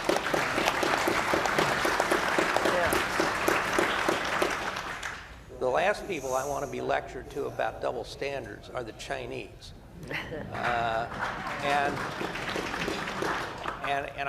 I think that, you know, my argument back to them is, of course we've committed these, we've had these problems, but we're honest about it. We're willing to admit to it, but we also, as I said, have been working to try and address, these problems. And I would tell you, you know, because of the way we fought the Cold War, in 1991, 400 million people had the opportunity to live in a democracy in Eastern Europe and in Russia itself. What they do with that opportunity is up to them. But we gave them that opportunity. They seized it, but it was our willingness to confront the Soviet Union for 45 years that created that opportunity. Here. The only thing I'd add about China is think about 1 to 2 million Uyghurs in concentration camps and what is essentially a genocide. I can't think of anything comparable to that here, which doesn't excuse us. As Bob said, one of our founding words, and I think it was in the Declaration of Independence, was, in order to form a more perfect union. We knew it wasn't perfect, and it's still not perfect, but there is the effort to try to make it better here, and I don't see that in China. So, yeah, I'm the fellow from China. I'm Solomon. So I'm great to hear because the China-US topic becoming so popular. And this time we have our 15 Chinese fellow and also with the family members coming here. Why we're here? Cooperation, communication, to make a better world. So it was mentioned about the Chinese ambassador, Xie he's our fellow. So you see, it's all good things to have people have a better understanding each other. I think China is such a big country, 1.4 billion people. Right. I think a lot of misunderstanding happens, especially during the COVID. Because the COVID, China have a very strict policy for the COVID zero. So the COVID zero is not friendly for everybody, not only for American, also for Chinese as well. People don't like it. But of course, now we open up. So actually the social media give us a lot of misunderstanding, leading people to a different way to create a lot of misunderstanding. So I think Eisenhower Fellowship is now playing the most important role, how to make the private communication can have a better understanding each other. I think from myself, represented from the, I'm not represent any government party, I represent the private sector, I'm the business owner. So I can tell most of the business owner, elite class, middle class of Chinese are very warm welcome to have a better relationship with US, better cooperation. So I said this is, you know, about more than 100 million people middle class in China, or maybe 200 million people middle class. So they're all willing to have a better cooperation with US, better cooperation with international relationship. So I think nowadays, let's see how Eisenhower can play a better role and more critical, important role for these two countries. Thank you.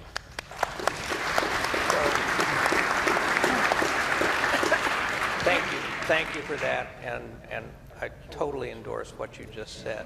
But let me tell you, I think that the relationship with China is cyclical, and we forget that it wasn't too long ago we actually had a very positive relationship with China.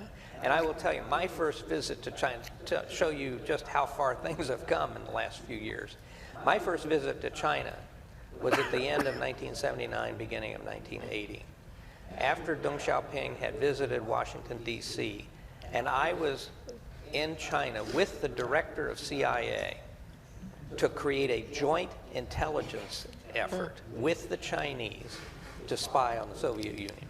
That's pretty cool. We built huge radars in Western China to monitor Soviet weapons testing and missile tests. And we were teaching Chinese PLA officers how to read telemetry. How to read telemetry was in the United States was classified top secret. And we were teaching the PLA how to do it. So things have come quite a distance from 1980. But, you know, I think most of us hope that at some point this situation will turn and there will once again be an opportunity where we have a more open, let's face it, the United States and China are going to be competitors for a long, long time. But if we can keep that competition peaceful, then we will all benefit, it seems to me. So let me just say one thing about one of the double standards, which is racism. We had the very regrettable situation here in the Bay Area and elsewhere during the COVID pandemic of attacks on Asian Americans and Asians. Yeah. A number of incidents right here in San Francisco, deeply of concern, deeply regrettable and embarrassing. And the Asian American community in San Francisco and the Bay Area has been very strong in trying to prevent this and protect the Asian American community. So I'm very sorry to have seen that. Secretary Gates mentioned a work in progress. I'm proud to be the descendant of abolitionists. My great-grandfather fought in the Civil War. Dwight Eisenhower was a Republican, as was my family. Republicanism meant something a little bit different back then than it did. It was the Progressive Party opposed to slavery. And one of his brother spent a year in Hendersonville prison, and so I'm very proud that my family fought. It is a work in progress. We all have to fight racism and discrimination everywhere at all times, because it will raise its head. It is still present. Hear, hear. One of the extraordinary opportunities I had in government as a member of the Defense Policy Board was to sit next to Henry Kissinger for 10 years. The young Henry Kissinger, he's only 100 and a half, and still so productive, writing a new book, go figure. But he would talk about how he, with Nixon, or Nixon with him, he said it was Nixon's idea, made these secret visits to China to set up Nixon going to China, and in the early 70s, which even predates what Bob was talking about. And when you think about that, there is a much more complex history. Sadly, bashing China is political retail these days in this country. Both sides do it, and neither side knows anything about it.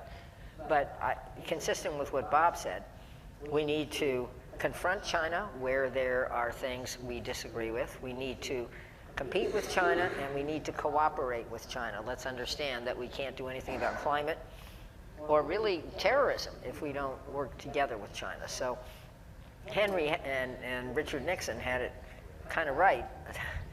Let's see, how long? 70 years ago, 70 plus years ago. And you know, maybe there's a way. I did hear what you said, to go forward to a better place. And George, you have to invite this Eisenhower fellow, ambassador, to come next time. Right, George? Other questions? Mike is right behind you. Oh, Okay. I'm sorry. Go ahead. Hi, I'm Jim O'Shea. I'm a journalist and friend of the Eisenhower Fellowship. And I want to ask a question about Israel and our aid. We've been giving billions of dollars in military and economic aid to Israel for as long as I can remember. Yet, I just returned from a month in the Middle East, including time in Israel and the West Bank. And it's pretty clear that a lot of our money goes to support an IDF that is enabling the settler movement to expand on land illegally. And that's a core issue for all the Palestinian people I talk to. And I don't think they really have a lot of support for Hamas and Hezbollah.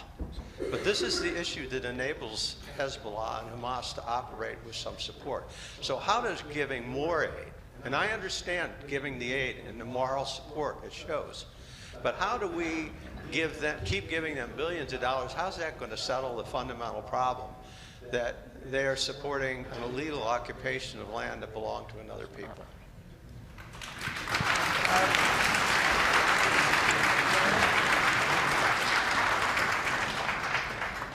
So the United States, first of all, the IDF does what its political leadership tells it to do, just like the American military. The actions on the West Bank are not the initiative of the IDF. They are the initiative of the Netanyahu government. The United States, through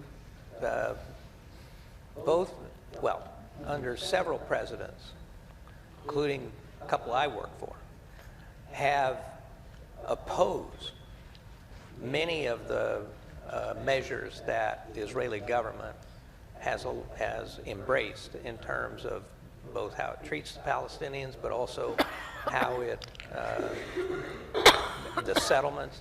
I will tell you, I worked for 8 presidents, 5 Republicans and 3 Democrats.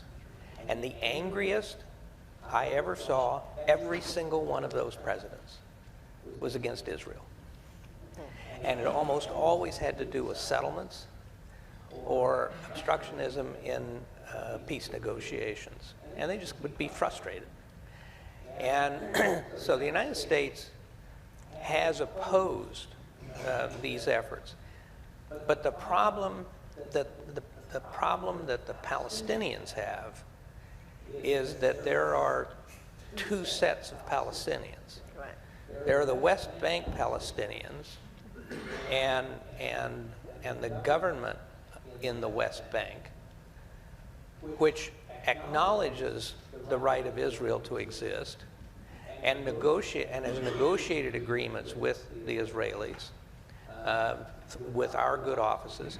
The United States military has actually trained the security forces of the West Bank government, the security forces, the Palestinian security forces, and worked with them on security issues on the West Bank.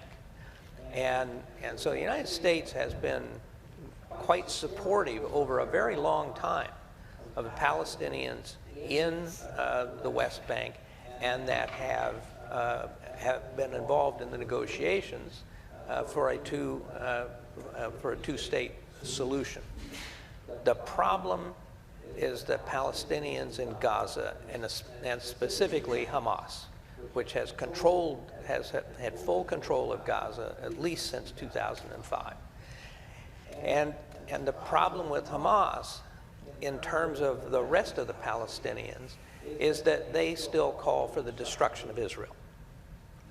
And we've just seen what they're prepared to do to bring about that result. So you have the part of the big problem in the Israeli-Palestinian equation is that some segment of the Palestinians in Gaza mainly still call for the destruction of Israel.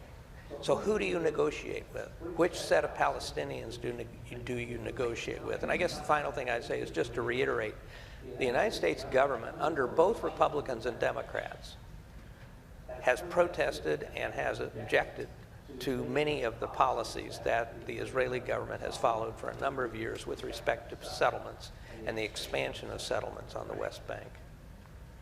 I would just add to that, I know we're out of time, that being pro-Israel, which I am, does not mean being pro-Israeli government. And I'm not pro-Israeli government.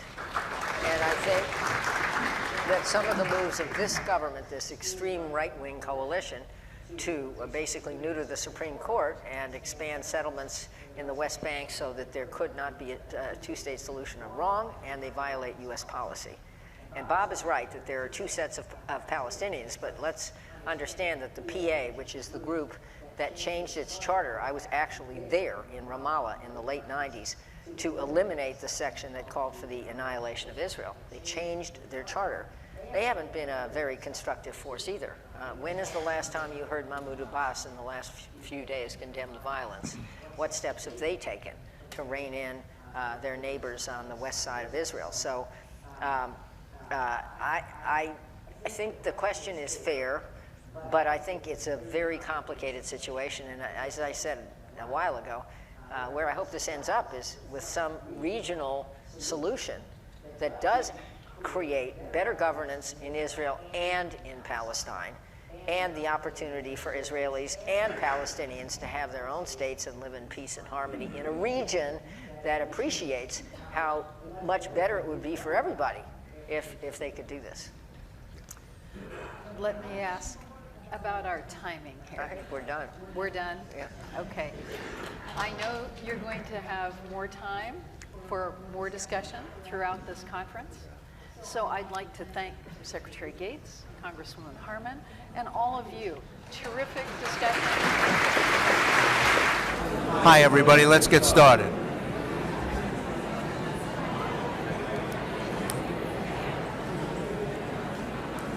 You may recall that just before the break, I urged you all as serious professionals to make this a 15-minute break where you would grab a beverage and return to your seat. If I was to take that as the measure of your ability to cooperate, we would have to admit that we have failed. But in keeping with the aspirational tone that runs through the Eisenhower Fellowships, I will not take your cooperation this time as the last word. Let's do better in future breaks. That's all I'm going to say on the subject. Income inequality is one of the most profound issues facing the world in 2023. It persists side by side with the amazing economic growth that's lifted hundreds of millions of people across the world out of poverty. It's one of the greatest single achievements of the human race. One of the miracles of the modern age, but accompanied by yawning chasms between rich and poor, and it's a driver of hopelessness that leads to instability. We're now going to have what are called lightning talks, back to back to back, to send you on your way to our later portion of the program, which includes lunch. We'll hear from one of the trustees of the Eisenhower Fellowships first, Steve Pagliuca, former chairman of Bain Capital. He wanted to be here in person this morning. You may have seen Steve last night. Before he left San Francisco, he left behind his remarks. Steve Pagliuca is chairman and CEO of PAGS Group, a multi-asset class investment firm focused on biotech, tech, and high-growth companies, and he still serves as a senior advisor to Bain, a leading global investment firm with some $160 billion under management. Next, we'll be joined by Santiago Levy, a non-resident senior fellow for global economy and development at the Brookings Institution in Washington, D.C. He's a former deputy minister at the Ministry of Finance and Public Credit in Mexico, and he is one of the architects of conditional cash transfers, one of the most potent and profound ways of getting spendable money into the hands of the poorest people in society. He is one of the developers of Progresa Oportunidades, a national program in Mexico that gets cash into the hand of poor people while encouraging, in return, strong family commitments to nutrition, health, and education.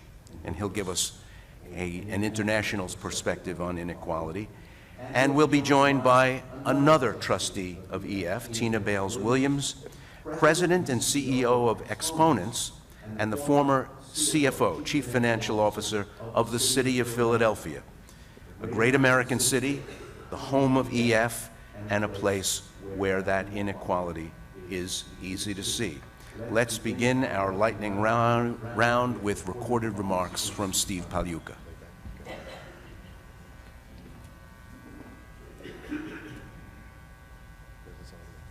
We're here with our trustee, Steve Pagliuca. Steve, welcome to San Francisco. As we explore the vexing issue of income inequality, I'd like to ask you, can you put this in some larger context?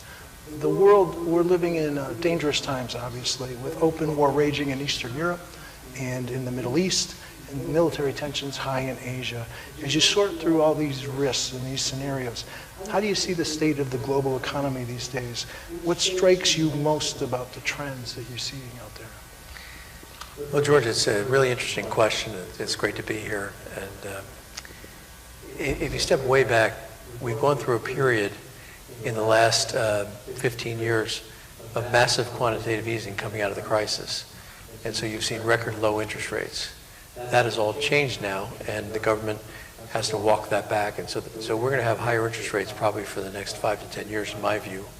And that obviously, the quantitative easing is going to keep interest rates high, and we're going to have some inflation. We've had some inflation, and that's why you have to have those monetary moves.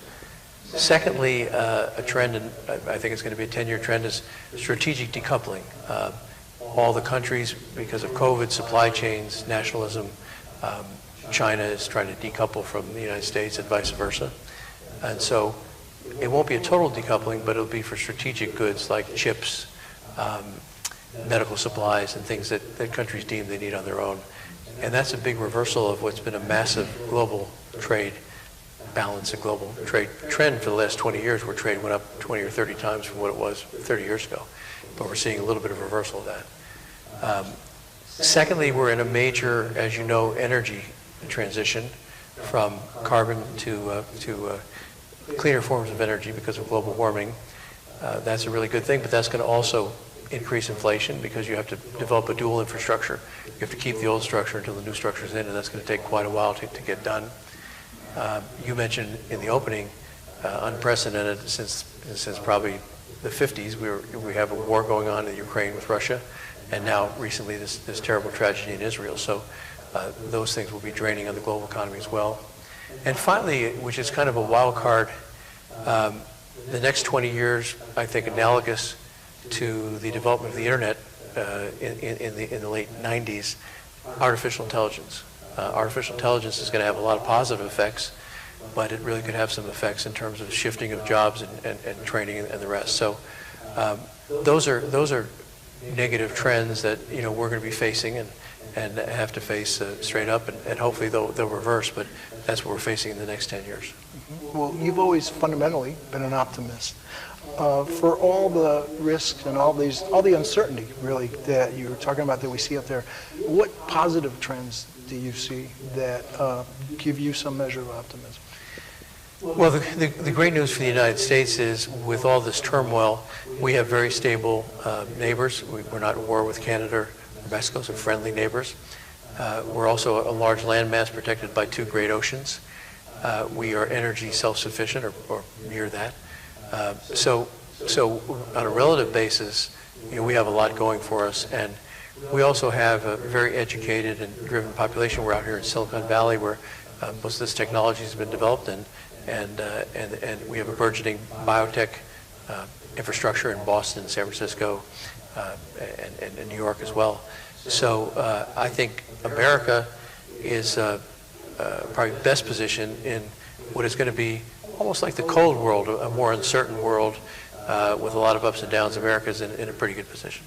So as we look at this global landscape as a context, how do you see this affecting income inequality? The income inequality in our country and many other countries that many analysts believe is a main driver of political and social unrest. What can be done to alleviate that? Well, as I mentioned in the opening, if you take all of those factors, the number one issue was globalization was generally a great thing. It lifted 2 billion people out of poverty. But many people got left behind. Jobs left the United States and went overseas to lower cost countries. And then you've seen the polarization that's caused, and you've seen the rise of nationalism in many places and more of authoritarianism, demagoguery governments in Poland and many other places. So that has had an effect on distribution of income, on job availability. Now, I think the main solution to that is going to be in education. It lies in, and I think technology, artificial intelligence can play a big role in that, to give more people access to education, supplement our education system, beef it up, because at the root cause of income inequality is people that are not trained for today's jobs. And Germany has some great examples of doing that. There are programs that you know about in many of the countries that help people get their kids educated.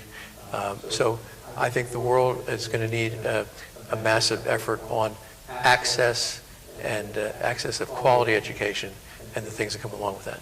And that would include, I would imagine, continuous learning. Absolutely. Correct. Continuous learning, retraining, vocational training. And I'm optimistic that technology can be a huge driver of this. There's going to be massive changes, I think, in colleges. If you look at the education system, if you go back to my hometown, it's the same maple desk and the same building and the same one person, which was really teaching a class of 30 or 35, which was developed, I think, in the days of the Bible when they had one book and you had one teacher. If you think about the future, you can have the best physicists in the country teach 1 million kids through Zoom, through the internet, through artificial intelligence programs, giving testing back, specific tailored to how fast the student's learning. So I think we need a major project on how to supplement today's education system with more modern techniques, which hasn't happened. It's one of the few industries that is unchanged. If you go back 100 years ago, it's been done the same. If you go back 100 years ago, people were riding in horses and buggies, but now we have jet airplanes. So big difference in those two systems. So I think education is the key. We've got to get the governments of the world, the businesses, and businesses should take that into their own hands as well. Job training, try to follow people from high schools and give them opportunities. Mm-hmm. Well, we've addressed that actually in the last global gathering that we had, Eisenhower Fellowships in Cartagena, on the future of education and all of these challenges. They're out there and they're going to be there for a while. So as we advance towards this goal, how will we know that we've taken a bite out of this? What will success look like in your eyes? The way you measure success would be if we have X% education levels today, if we can double that and then triple that and then triple that again, there needs to be an exponential increase. So I would hope in the next 20 years we can develop these systems and programs and techniques to have everybody have that access to education. And then secondly, the global economy, I believe long-term should come back. Things go in cycles. We've seen it with World War I, World War II, rejuvenation. Globalization is actually a net good for all people. And the Eisenhower Fellowships are key to that, because when people come here on the fellowship, they understand what happens in this country, And when we send people out, they understand the different cultures of the rest of the world. And when you really go people to people, we have a lot in common, and people want to work together on projects like global warming that benefit us all. But then we have things called governments that get in the way, and they're not necessarily representative of when I walk on the streets and I go to China and I go to the Middle East and all these places, the people are great. And so I think Eisenhower is a great bridge to that, so you can have understanding and bring back the positive benefits of globalization. All right. Well, thank you, Steve. This is a subject on which many people disagree about income inequality, but I think we can all agree on that. So Absolutely. Thank you. Steve Pagliuca here with us in San Francisco. Thank you, Great Steve. to be here. Thank you.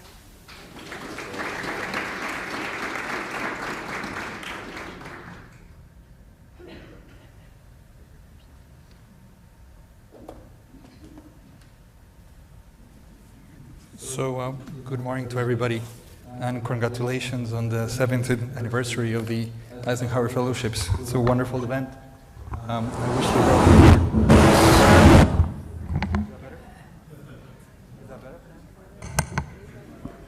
Is that better? Good. I wish the world had more initiatives like that. Thank you, George, for inviting me. It's a real pleasure to be here. So when I got the email from George, he said, you know, I want you to speak a little bit about inequality. I don't know much about the US. I'll speak about Latin America and Africa, but I think it's relevant because the contrast is interesting. Since this is kind of lightning talk, I'll give you 3 minutes of facts, 3 minutes of causes, and 3 minutes of policy, and I'll try to wrap it up in 10 minutes as I was asked. First, Latin America is the most unequal region of the world. Much higher than Europe, much higher than the United States or Canada, even much higher than Sub-Saharan Africa, which is the second most unequal region of the world. That's the usual metric that we use through Gini coefficients, where we measure basically income inequality. But if you think about other dimensions of inequality, Latin American societies, and mutatis mutandis, the same is true about Sub-Saharan Africa, inequality is much broader than just income inequality. It has to do with inequality of access to health, inequality of access to pensions, inequality of access to good jobs, and very importantly, gender inequality.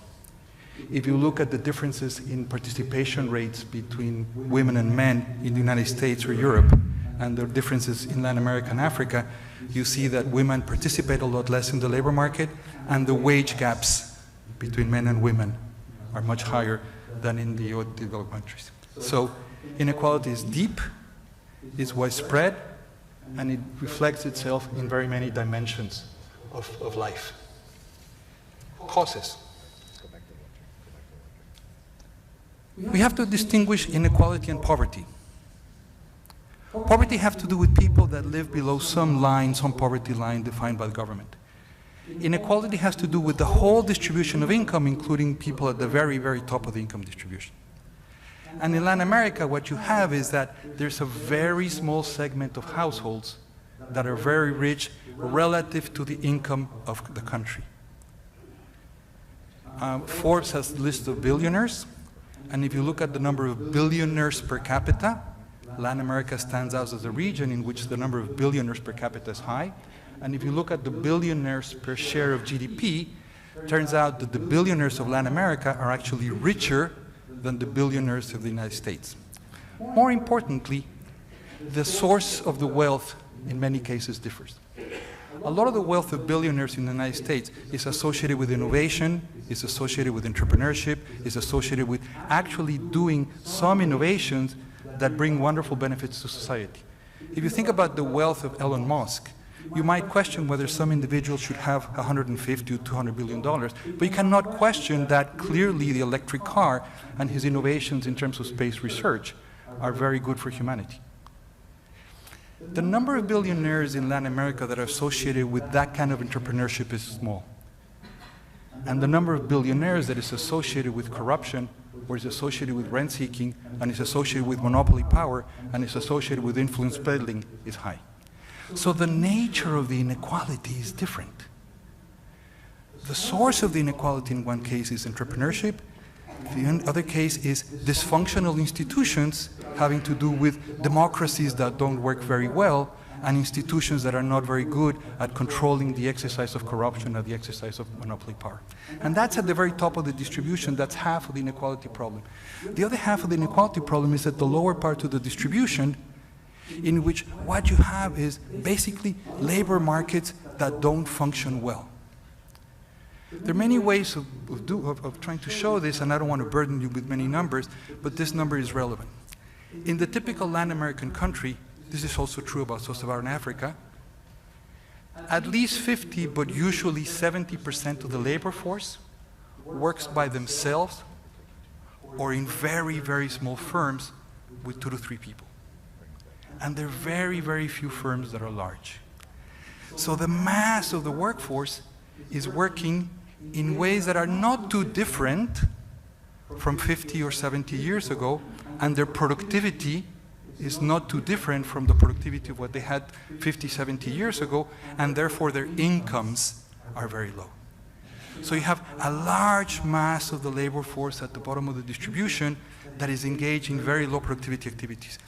The word that you might find if you read somewhat about Latin America or Sub-Saharan Africa is informal sectors. This is really the manifestation of this deeper phenomenon of these labor markets that are not functioning in the way they should be functioning and are generating a lot of inequality. Very importantly, the phenomenon of inequality in Latin America and the US is very different from the US. If you follow a little bit some of the literature that tries to explain inequality in the US, a lot has to do with the wage gap between people that are college educated and people that don't have college education. And that is in the last 20, 25 years because of technological change. Technological change has implied that the demand for people with college education has increased substantially, and the wage differences between college educated workers and workers that only have high school or less have widened. This is the American story. The story in Latin America and Sub-Saharan Africa is not that story. Surprisingly, the wage gap between people that have university education and people that only have primary education has actually narrowed. And the reason it has narrowed is because these countries are generating a lot of people with high school degrees and in some cases university degrees, but their economies are not employing them because they have very large informal sectors. So that the wage behavior is very different. And this brings me to the last 3 minutes of my lightning talk, which has to do with policy. When we think about policy, we cannot really go on thinking that the solutions that work in the United States or that might work in countries of the OECD are the solutions that work in Mexico. We just heard from Stephen before about the importance of education. I don't diminish, of course, the importance of education. It's fundamental. I mean, this kind of trite. This is not the solution to inequality in Latin America. The region has made a huge investment in education.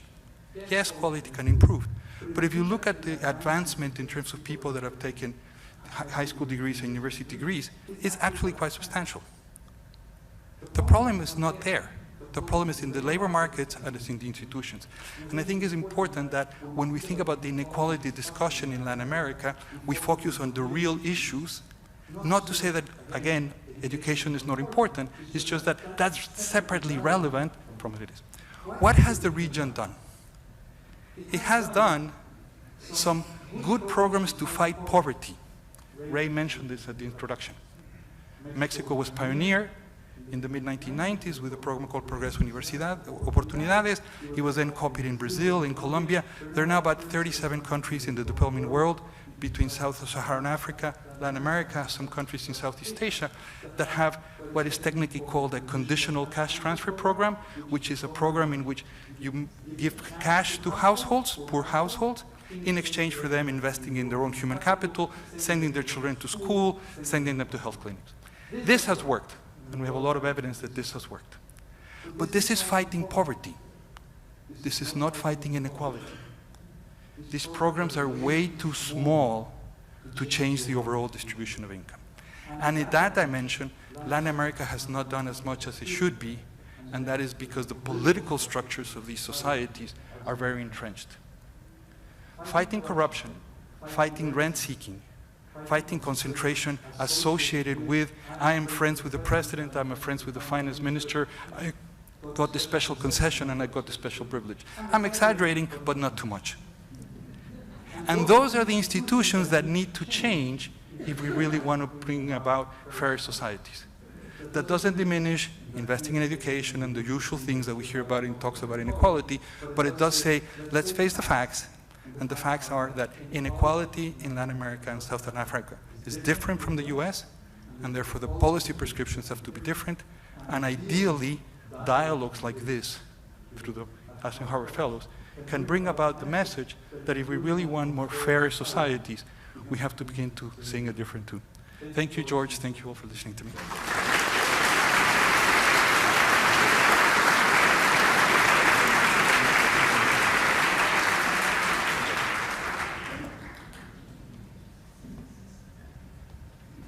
Let me first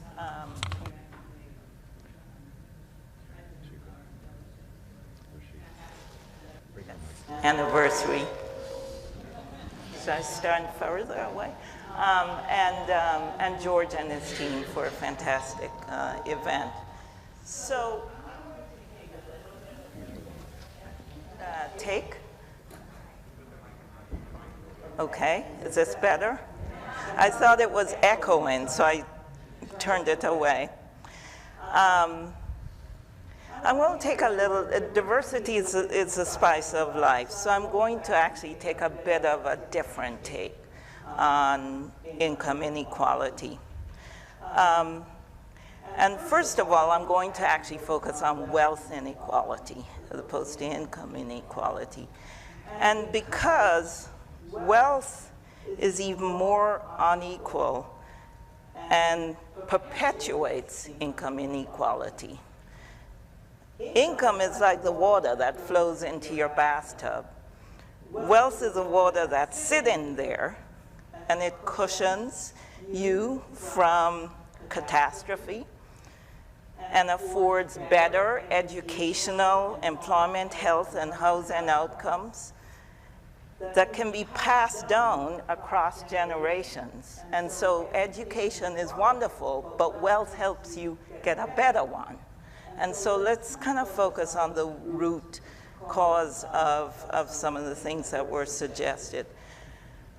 So the first question is, why should we even care about income inequality? I'm an investment manager. The US has been the best market to invest in since the global financial crisis. So you kind of say, it's doing well, why break it?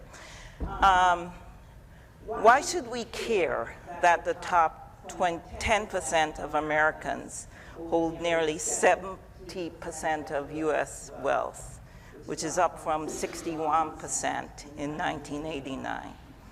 And that the bottom 50%, which is roughly 63 million families, only hold 2.5%.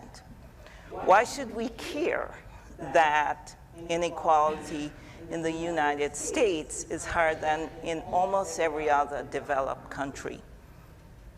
Why should we care that the average white family has 7 times the wealth of the average black family and 5 times the wealth of the average Latino family? I mean, isn't inequality unavoidable as a result of capitalism's dynamism and the just reward for hard work and risk-taking? As an entrepreneur, yeah, I agree with that. But the problem is when dynamism spawns dynasticism. And that's why only 50% of those born in the 1980s earn more than their parents, versus 90% for those born in the 1940s. So to clarify the causes and point to solutions that I believe are pertinent to all groups, I'm going to walk briefly through a study by the Minneapolis Fed, which I think my friends over there will throw this thing up, which evaluated wealth disparity between black and white Americans. In this framework, negative is good. because it means there's less wealth disparity. The light blue bar quantifies the answer to the following question. What if the substantially different starting wealth of black and white Americans in 1870 remained, but their wealth accumulation rates were identical? Turns out the answer to that question is the wealth gap would still be 3 to 1. So for every $100 of white wealth, blacks would have $33. Same behavior, same wealth accumulation, just keeping the starting wealth levels the same. So it demonstrates that starting wealth balances and intergenerational transfers explain about a half of the wealth gap. The dark blue shows actual changes in wealth disparity over these 5 distinct political moments. So naturally, after emancipation, wealth disparity declined rapidly because black Americans' wealth was so low, a little bit meant a large change. So that's why that bar is so big. The post-Reconstruction backlash between 1900 and 1930 arrested this earlier progress because Jim Crow laws virtually ensured that black Americans in the South would not be able to accumulate or to pass on wealth. And then after 1930, the wealth gap decreased a bit because of jobs from World War II, but it moderated by the fact that they were also excluded from the GI Bill and redlining impaired black wealth accumulation. Then the best period was after 1960, where the passage of the Civil Rights Act, the Fair Housing Act, and the expansion of the Fair Labor Standards Act substantially reduced wealth disparity from 8 to 1 to 5 to 1 by 1980. And finally, in the 40 years between 1980 and 2020, the racial gap widened again. Why? Well, 2 reasons. First, as was said by others, blue-collar wages slowed due to automation, low-wage country competition, and less unionization. The second reason is changes in our tax structure favored those that held financial assets. And so the wealth accrual from capital gains on financial assets became a key driver of wealth, and stocks appreciated something like 5 times more than housing did. Well, if you looked at the portfolios of most black Americans, 60% in housing, 8% in stocks, flip that, or about 18% for most white households. So obviously they fell behind. So and you can take that down, what have we learned from that sort of little saga that I took you through? First, that starting balances actually do matter. I don't care, education, all that stuff, starting balances matter. And so that's the first lesson. The second lesson is, and that, by the way, I think that the US should borrow, actually, from Latin America with conditional cash transfers. Today, you see that in several states, baby bond programs that are universal, publicly funded, child trust accounts that various simulations have shown could actually have the wealth gap program. Depending on the specifications, annual cost of a federal program would be about $60 billion. Some the best ones, scale the size of the account based on the family's income. And some, like New York City's Kids Rise program, add contributions as the kid achieves certain milestones, like graduate or do a financial literacy program.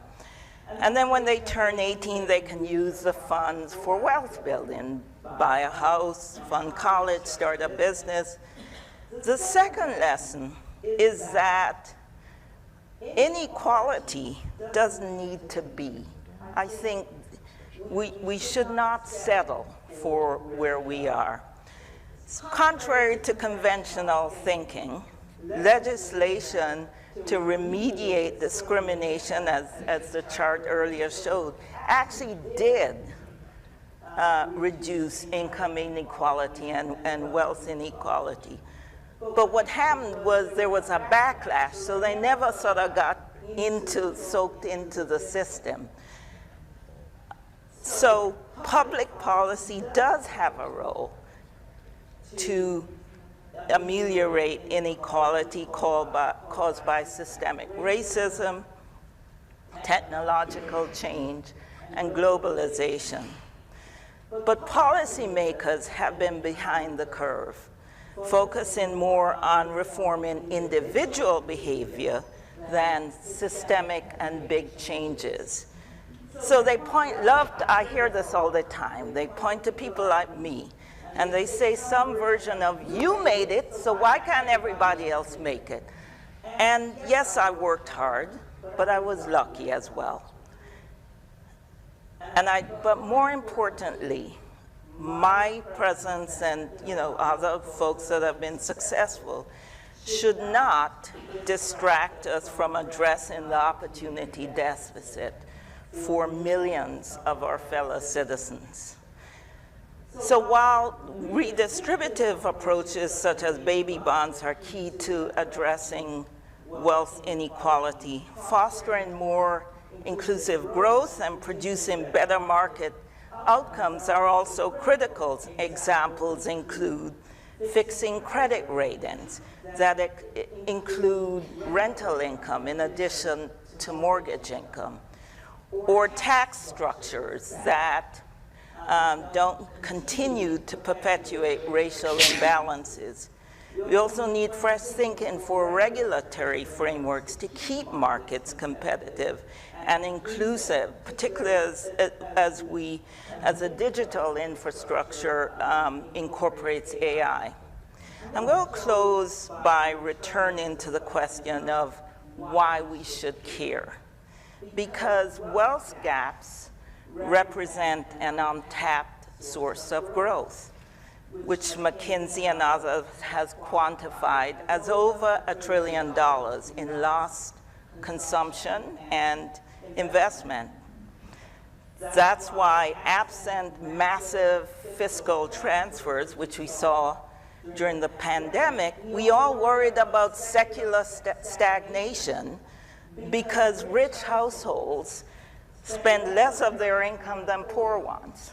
Simple. Additionally, countries with high inequality and trade deficits have this really nasty habit of invariably becoming susceptible to nativist and anti-democratic forces that ultimately erode civic and political order. Not that we've seen any of that lately, but just saying. Anyway, so thank you all for your time. In American sports, they call that walk-up music, and I never knew that I would ever have walk-up music, but there it is, electric guitars. We have reached a panel of such critical importance, given the broiling temperatures across the world over the last year, and the fretting over just how we're going to get to the next places we have to get. This plenary panel is absolutely essential. The big transition, a new energy paradigm to confront climate change. And we have an able and well-prepared panel And as our panelists make their way to the stage, I'll introduce them. Our moderator is Ayla Majid. She's a 2021 Eisenhower Fellow and the founder and CEO of Planitive. With presence in Pakistan and the United Arab Emirates, Planitive is a specialized consulting firm empowering businesses toward a sustainable future. She'll be joined on stage by Jose Luis Manzano, the president of Integra Capital and the former minister and member of Congress in Argentina. Jose Luis is an Argentine businessman, and he has deep understanding of capital markets, the operation of business in Latin America, and global and emerging markets. Jose Luis will be joined by Christine Todd Whitman, the former governor of New Jersey and the serving vice chair of the Eisenhower Fellowships. In addition to being the 50th governor of the state of New Jersey and the first woman, she also served in the cabinet of President George W. Bush as the administrator of the Environmental Protection Agency. She's currently the president of Whitman Strategy Group, a consulting firm that specializes in energy and environmental issues. And finally, they'll be joined by Olofunso Somorin. Funso Somorin is responsible for mainstreaming climate change and green growth initiatives at the African Development Bank's investments in 13 countries in East Africa. He's worked in forestry research and nature conservation, two areas also critical to these questions. He is a 2022 Eisenhower Fellow who traveled to the U.S. in EF's second Africa program. Please welcome our panel.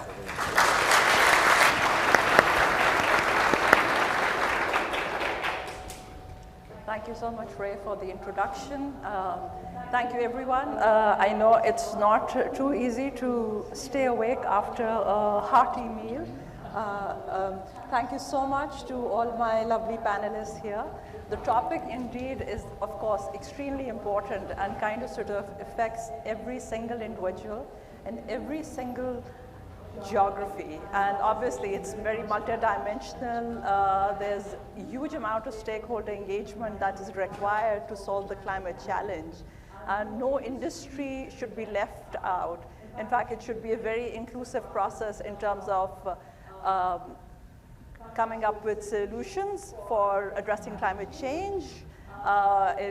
Every industry is linked to the other, from input to consumption to policy making to financing and all of that. Here today we have a lovely panel here, panelists representing from policy making to different geographies to the most innovative US with absolute amount of resources to developing countries like Argentina, and then obviously going towards the global south. So we will be discussing all of that as to how climate change and energy transition in particular impacts all these regions. I was looking at the last decade's energy transition numbers and the clean energy investments committed. So actually it's a very notable sort of number that we have seen about, and just in 2020, there was about over $1.5 trillion in investment that was done. US obviously had the biggest chunk, being one of the largest economies.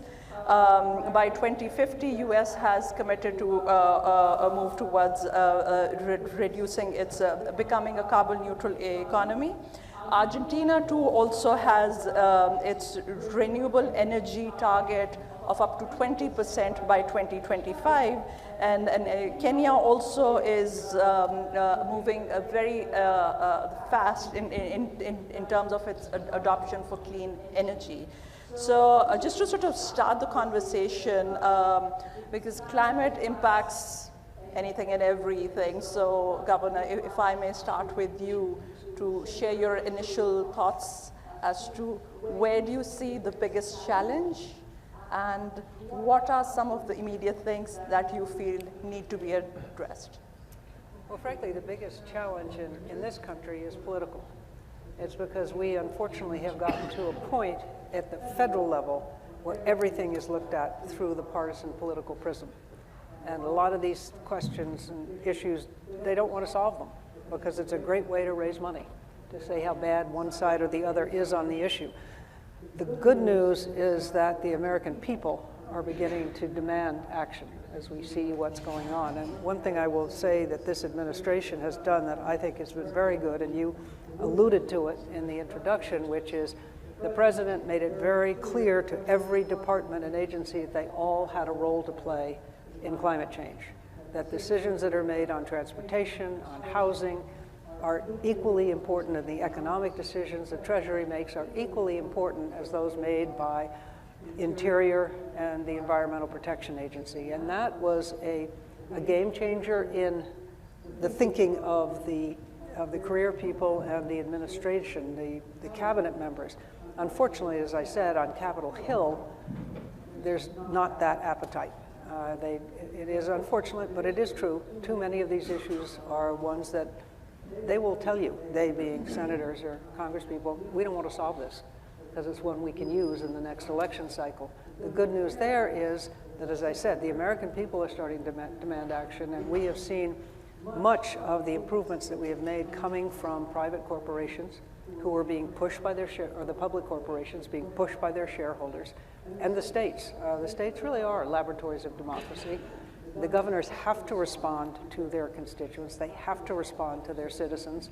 And you have compacts. You have the RGGI, which is the regional East Coast compact of states, and then you have a Western compact of states, all that have agreed to work on addressing the issue of climate change. So it's happening. It could happen a lot faster if you had, I mean, you have leadership from the president, but if you had a buy-in from the leaders in Congress. But unfortunately, I don't know when we're going to see that really take off. Yeah, thank you. So you mentioned addressing the constituents. So Jose, in Argentina, obviously the dynamics and the challenges are fairly different and somewhat comparable, of course, to the emerging markets in Global South. But in terms of the resource availability, obviously there is some, say, difference there. So how do you see the challenge being addressed there? One thing is that the geographies will act differently. So the pace to enter into the race and the possibility of catching up are different in different economies. The contributions to the decarbonization and reduction of increasing temperature can also be different. This is a clear field in which you see that the US leadership and the Chinese leadership can play a fundamental role for the entire humankind. The Chinese have been crucial in reducing the cost of solar and wind. Today's cost, we all talk about how solar is easy and cheap. Solar is easy and cheap now. It wasn't easy and cheap 10 years ago. It's easy and cheap because the Western countries, the developed economies, embrace solar energy, and the Chinese embrace solar hardware production and catch that market. And it was a synergy between market policy and opportunistic supply, but we have cheap solar. It may think the same thing with wind, and it may happen the same with electrolyzers. And it happened the same with electrolyzers. We have a lot of cheap green hydrogen in 10 years from now or 6 years from now. That requires some global supply chains working, and that requires less wars. In a world with several wars in different places and more fragmentation and disruption in the global supply chain, the paces will be completely different in different geographies. If that is the case, it seems to be the case, our country should play on the Western side. And how we can make a big contribution. Okay, we do a contribution if we meet our goals, so 2030, 2050. This is a small population. In Latin America, the big population is Mexico and Brazil, and they have not been the big contributors of CO2, not the big contributors of rising temperature. But they can be the big contributors of preserving forestry and we can be the big contributors of critical materials. So that is the point in which international cooperation is key. No international cooperation is not going to work. You need the raw materials to come out, and it doesn't sound cool, but you have to break the mountains. The mountains. I don't know if anybody have seen a mountain pre and post copper or mining. It's really awful, but you need to do it.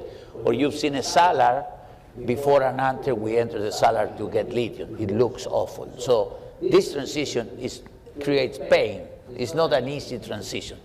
And then the last word on uncool things for the transition to be accomplished and the temperature to be at least kept where it is today. I'm not very optimistic on reducing, but I think we can flatten it. Nuclear. People doesn't like to talk about nuclear. Nuclear is uncool. Cool thing is you have a Tesla, you put a solar panel, and you have an electric monopatin. That's very cool. It will not work. It will not work. You have to break the mountains, break the salars, and build nuclear reactors. With those three things, it may work, and you need cooperation.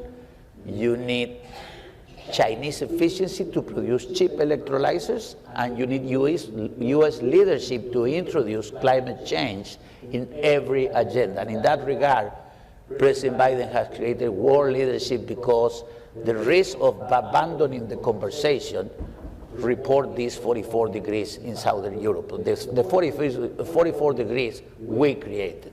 44 degrees didn't happen, we created them. Yeah, so what I hear is that every country and different regions, of course, have a different starting point because of their own dynamics. And what I also hear is that there is immense amount of collaboration that is needed, stakeholder engagement. And you very interestingly also sort of mentioned about the use of critical materials, and I will specifically come back to you on that later, because obviously we are, as we understand, we have the cognizance that there is limited amount of supply chain, and before this, at the starting end of the supply chain, at the extractive industries, there's absolute limited amount of minerals available.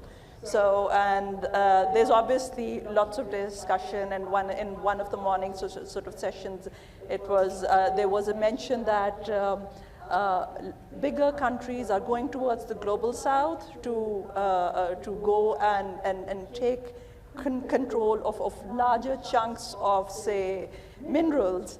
So Africa obviously is very abundant in energy transition minerals, and yeah, so Olufan, so if you could sort of share from your perspective the challenges and where do you see your region in this energy transition and the climate change equation?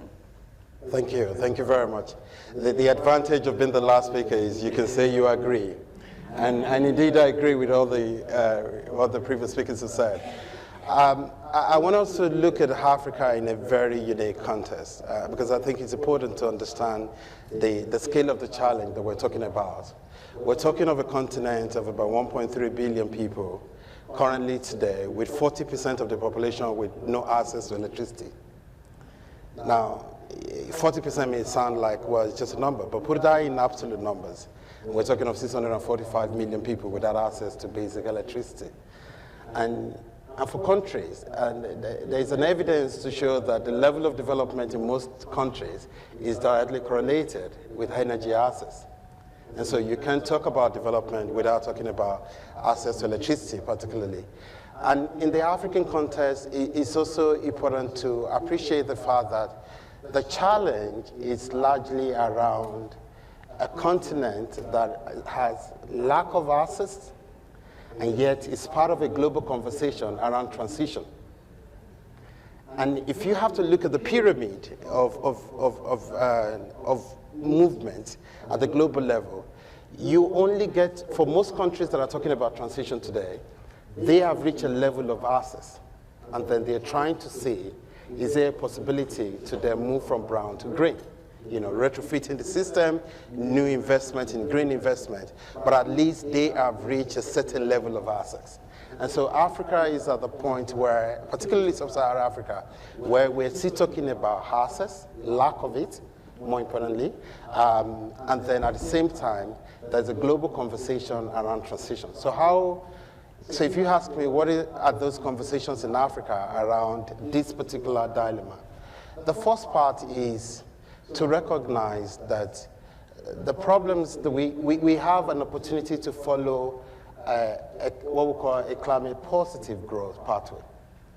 So we can leverage on the abundance of the clean energy sources, the renewable energy sources, to follow a development pathway that's different from the rest of the world. But if that's going to happen in the new world economic order, there has to be a compensation for that.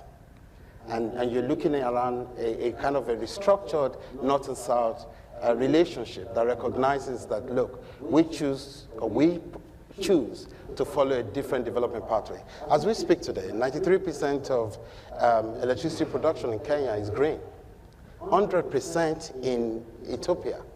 In some countries, in Morocco, is over 70%. So there are countries in Africa who are already following the green pathway.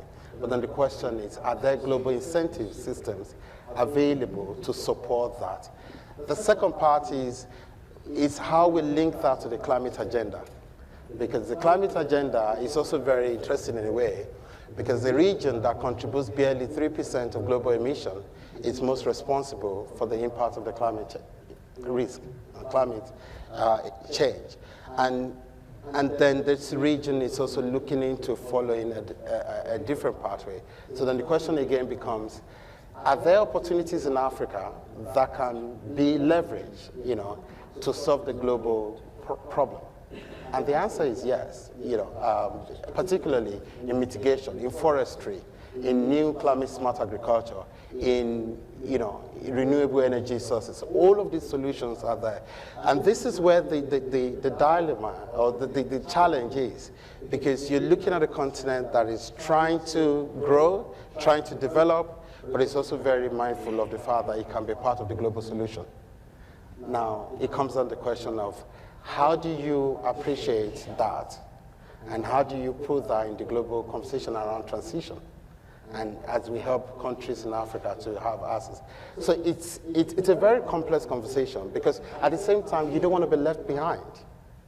So you don't want to be left behind, but also you want to come to this conversation by recognizing the fact that you bring a value to the table. Of course. Yes. Yes. So in terms of, say, of course, like many developing countries, because when the technology for energy transition became scalable and affordable, a lot of the developed parts of the world had already infrastructure built, whereas a lot of countries, perhaps in Africa and in other parts of the global south, they could their transition pathway would obviously naturally be very different. Alfonso, you also touched upon the climate change linked to the agriculture sector, and there was earlier a mention of how technology is evolving. So I would pivot the conversation now a little bit towards the technology use for climate change, and also looking at food security and the agriculture sector. So if I could ask you, Governor, with regards to, say, what are the innovating farming practices that the US is looking at, or perhaps some of the policy incentives, in order to address this major challenge? Because from the perspective of recycling, consumption, and also having food security, and how's technology supporting that? That's happening in the United States. I don't control it, they do. How it works. Okay, now it works, up to them. They got to catch me fast. But one of the things that there's a lot going on in agriculture as we learn different ways of handling our crops, different crops to plant. I live on a farm, and we are organic and regenerative. We are doing our cattle in a different way, for instance, in a way that doesn't require feeding them. We do rotational grazing. There are a lot of farmers now taking that up, which means you're not putting down pesticides, you're letting the cattle rotate the field. You're letting the cattle chew down and get rid of the weeds, so you don't have to use a pesticide. You're not feeding them the kind of grains that result in more methane, because we know that cows produce a lot of methane, and that's a big factor in global climate change, global warming. There are a number of the companies that are producing food that are looking at this and figuring out how do you reduce the emissions that are coming from the food you feed, and how do you do more sustainable feed. You're looking for crops that are drought resistant, that can help in areas where you have significant drought. So there's a lot going on besides letting native grasses grow. There's a wonderful book, it's a very short book, but it's called The Worst Hard Time, and it's about the panhandle in Texas during the Dust Bowl and the people who were there, and it is very clear in the course of this book how it was government policy that started the problem and government policy that cured the problem. Because it started when Russia decided it was no longer going to be the grain bowl of the world, and the United States stepped up and said, right, we'll provide the wheat for the world, and we paid farmers in the West to plow under the native grasses and plant wheat. And of course, then we had a drought. Wheat doesn't have a root structure that could hold during that drought, and then you had the winds that blew, and that blew everything away, and it was really one person who determined that this was really the cause of the issue and established the land bank. And that reversed the process, paying farmers to go back to what the native grasses were. But it does, and he actually, it was interesting because he was testifying before Congress to get some more money for the land bank. He heard from his people in Oklahoma that there'd just been another big blow, and so he slowed down his testimony until all of a sudden in Washington, D.C., the skies went dark, and he said, that's Oklahoma that just went by. And he got all of the money that he needed.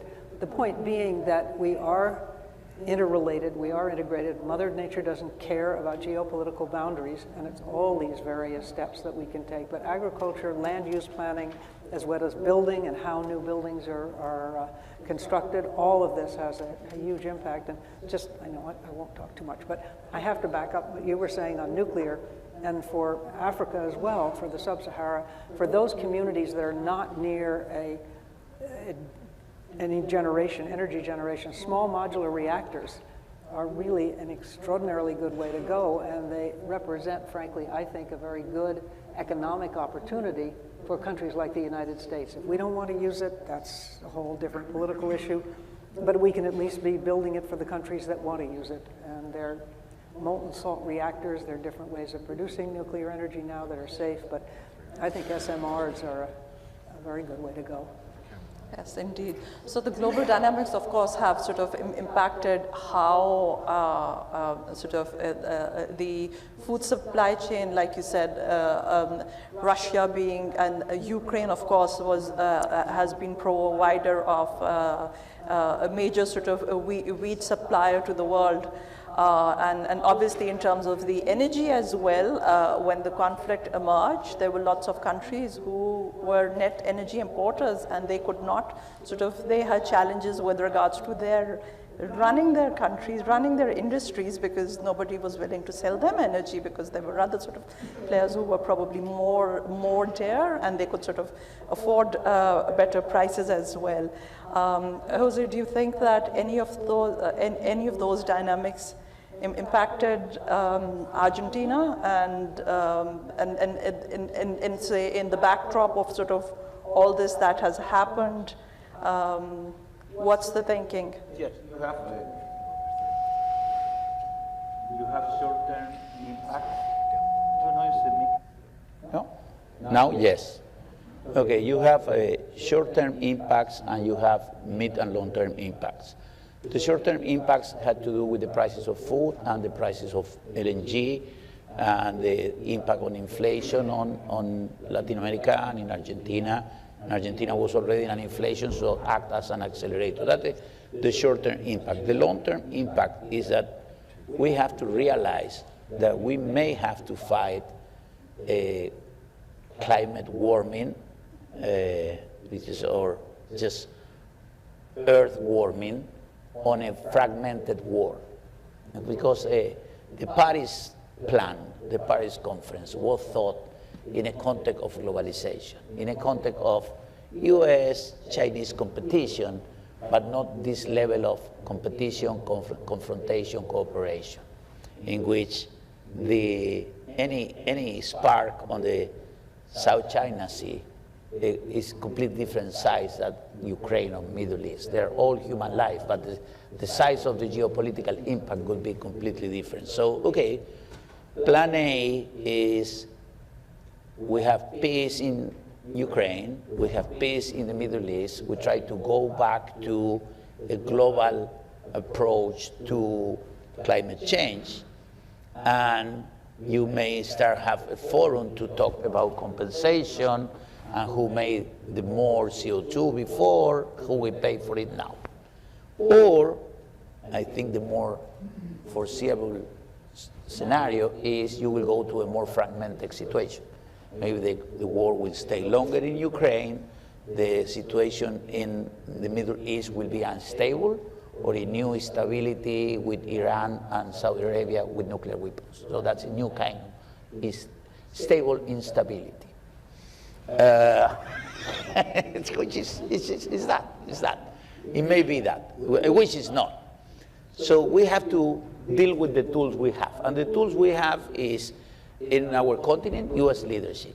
I think it's funny when people make conversations about the age of Joe Biden, but he has acted like a 30-year-old, very conscious, environmental conscious person, because I was moving to lithium from oil and gas to lithium and critical minerals by my 13-year-old boy. So that's the truth. The merit is not mine. I was pushed by my kid. So the president has provided leadership. He has said, this is a priority for the US and for the world, and we will not talk to the world. We will do here. This is the IRA. The IRA is a more progressive pro-climate protection law in the history of humankind, and the biggest money allocation in history. That's the truth. That is what it is. And it passed Congress. I don't know how it was a miracle. It passed Congress. As an Argentinian, we were left out. That's it's a detail. It's US politics or whatever. We have to fight to get into it, be able to get our money. But the law is there. The message is there. So you have leadership. Then you have Brazil, which is the biggest biomass that has to be protected. The problem for energy transition and environmental protection is Latin America is deforestation of the Amazon. If President Lula is successful in bringing an international effort on helping to stop deforestation in the Amazon, and you bring Guyana, Suriname, and Venezuela into stopping deforestation, that is a huge contribution. And then if Chile, Peru, Argentina, Brazil can unlock the lithium and the copper, you will have the materials. Obviously, in a context in which China keeps bringing competitiveness in reducing prices, is better, I think we do it at European prices. No, electric cars, today there are almost self-driving electric cars in China that cost $7,000, and we celebrate our $60,000 car. So that in that Chinese leadership has also been good. So my point is we will have to rethink in a more fragmented world, but we cannot give up, because when the heat comes from everybody. Only comes you to in a different month. So, for example, I'm finished with this. We distribute the electricity to more than 12 million people in Argentina. That's a lot. It's like 25% of the country. And if we have the same 44 degrees that Europe had, we're going to have blackouts. And I will be blamed for the blackouts, no? Because they have to blame somebody. So I'm hopefully preparing myself for that blackouts, because the grid was designed for 42 degrees. And when they designed it for 42 degrees, the peak normally was 39 degrees. So this is happening as we are talking. This is already happening. Sardinia went to 49 degrees. Sicily went to 49 degrees. And not the temperature sensation, the thermometer. So it was like 50 outside. So this is happening. We need to fight it. We wish the war stopped. The wars will be a big deviation of attention for this, besides the suffering.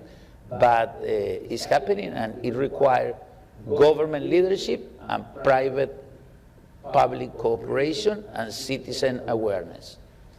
I couldn't agree more that we need to plan ahead with the scenario that the world, although we do not wish for that, but will likely be fragmented at least the next few years. And all of us, obviously, that is not what we hope for, but bringing together in terms of creating collaborations which can address the climate change agenda, of course, and supporting different regions in terms of a collaborative manner, because there is resources available in some parts of the region, there's technology available in another. There are some countries who have availability of the finances, whereas a lot of the climate finance or energy transition finance that is out there committed at least trillions of dollars, they are not flowing where they're most needed, again, because of many reasons, because many countries would sort of have not the right kind of visibility of projects, their own risk, etc., all of that. But in terms of addressing the climate change, obviously moving towards clean energy is one, but nature-based solutions are another, and I believe that is where Kenya, Africa, and many other countries in that part of the world can play a very huge role. And with the tool of carbon credits, forests in Tanzania, they are sort of helping airlines like Etihad Airways to sort of reduce their emissions. So that is one opportunity. And what's your view, Olufanso? Is that something that you see on the horizon, or something that the region is very excited about? Great, thank you. So I have the privilege of working for a multilateral development bank, the African Development Bank, and we've been doing a lot of work around what innovative financing structures do we need to put in place to finance, these key developments, whether it's energy, education, or even infrastructure on the continent. And I think the starting point for us was just to be able to address some myths. It's almost like something out there that says that there is not enough money when it comes to Africa, and it's a question of adequacy of finance. And I think in response to that, we need to appreciate the fact that capital, in whatever form, money is not necessarily scarce. It's just not evenly distributed. And that is more realistic in the African context. And so at the global level, what we have found is, whilst you have abundance of capital in certain part of the world, in places perhaps they are less needed, there is a huge deficit of capital in another part of the world, and unfortunately those are places that are most needed. So the whole idea is, how do we build a facilitative modality or mechanism to move capital from where it's most abundant to where it's most needed? And some of the conversations around new partnerships, whether at continental level or even at global level, well, that's the problem. We're trying to solve that problem. Building new global norms, global opportunities. And one of them is carbon market, because we're also saying, look, there's a shift in Africa. It's a slow shift, that this is not a conversation about we're vulnerable, come and help us. It's a shift from being helped to being partnered with. And because a lot of African countries are spending a lot of their own money to do a lot of these things on the ground, and some of them, they are doing them for the global good, and yet there is no kind of a feedback or an incentive back to them to compensate for that global contribution. And what you have in the spaces like the innovative instruments that we have around carbon market is to see opportunities where countries with low emissions and that have abundance of natural resources have the opportunity to help in global sequestration of carbon. And those countries are largely in sub-Saharan Africa, through low methane agricultural practices, but also clean energy on a massive scale. And so the conversation then becomes, how do we use the limited finance on the continent to be able to achieve these goals. And we tend to, the approach is to use the development finance and use it to crowd in private capital and be able to use that in a blended form, you know, in order to be able to de-risk investment in Africa. And I have to say this, and I'm sure many of you will agree with me. When we talk about risk, and most investors will always raise the flag of risk in Africa, most of the question or conversations around risk in Africa, they are largely around perceived risk, not actual risk. You're talking to somebody in the US who has never been to Africa, who has never invested in Africa, and it's already concluded that it's risky to invest in Africa. And that perception really blocks new opportunities in doing things differently. It blocks opportunities in transfer of knowledge. It blocks opportunities in transfer of technologies. So what we thought we could do with our limited capital, but public capital, and also, you know, development finance on the continent, is to create a platform where we can de-risk private capital and be able to use that to do the scale of investment that we need on the ground. And we can move from the millions of dollars to billions, ultimately to $1 trillion. Thank you. I could not agree more with you on the perceived risk point, because this is, I think, a lot of risk are perceived. And there are tools that can be created, the tools already that exist out there in terms of provision of information, de-risking projects, providing guarantees, providing some kind of certainty framework, etc. So many things that can be done. So essentially what we hear, and I hear this as a call of action of any climate capital providers here, that you need to get out of your comfort zone. You need to go towards all these countries, and trust me, there is a lot of business sense. This is, obviously there's a lot of good in this, addressing the challenge, but obviously there are absolute returns as well. And coming back, sort of circling back to the to where we sort of started from, that the stakeholders need to engage, the awareness needs to be there, all kind of engagements at different levels. And a lot of that is about creating awareness fairly early on as well, because we are talking about building global future leaders as well. So coming to the, say, what do you think, Governor, in terms of starting early on, in terms of bringing the climate energy transition, but more so in terms of the collaboration agenda early on, at perhaps in early education, schools, colleges, etc., and how is the policy supporting that? And maybe if you have some examples from the US, we'll be happy to hear that. Thank you for that question, because I co-chair the Aspen Institute K-12 Education and Climate Task Force, and now we actually go through from kindergarten all the way to graduate school. But one of the exciting things that we found in the first part, the K-12, was what's happening with children and how they are influencing their peers and their parents and their communities. And they're integrating, the interesting thing is a lot of it's being integrated into the educational system without talking about climate change. They're doing it in a whole range of areas. For instance, in Hawaii, the schools are using it there as, first of all, it's history. It's how the native Hawaiians actually used the natural resources and lived with the natural resources. It's they're learning their ethnic histories. It's learning science. It's learning, they integrate it throughout the school system. And it's been enormously impactful. We've had students who have talked about how they have gone to their school boards and talked about the importance of having science education that revolved around these issues of climate change. There are students that have actually changed school policy, going to school board meetings, not just to their, and going to town council meetings and gotten them to change policy. This is a generation that has to care, and they get it. They haven't been conditioned the way we have to look on it, at least in this country, as a political thing. And I think I blame actually environmentalists for a lot of this, and Al Gore, because he did it in An Inconvenient Truth, is this blanket statement that humans cause climate change. No. The climate's been changing since the Earth was formed. There was an ice age. We weren't around to mess that one up. And what we have to understand is it's human behavior that's so exacerbating a natural phenomena that the Earth can no longer compensate.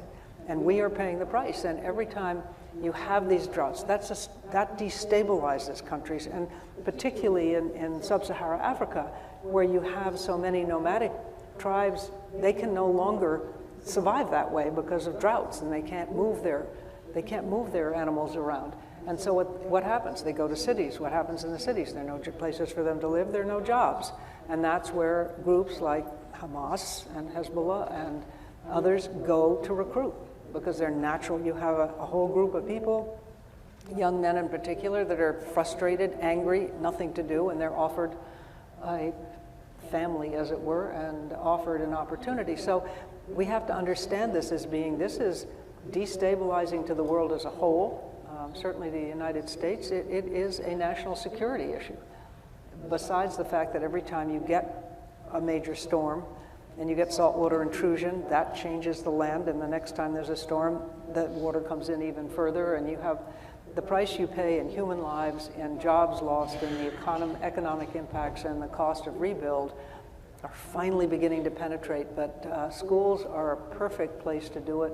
And there's even a school in Arlington, Virginia, that if anyone could get the opportunity to go to, it's amazing.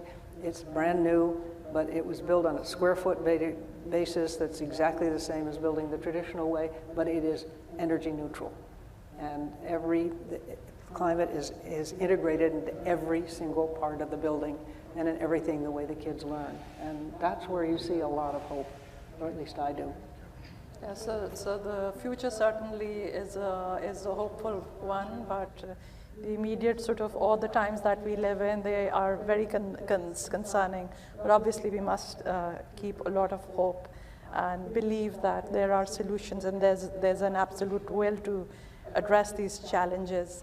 Coming to the present, Jose, obviously energy transition, and with regards to sort of bringing a lot of hard-to-abate sectors to come and sit on the table and also talk about decarbonization, carbon capture, recycling.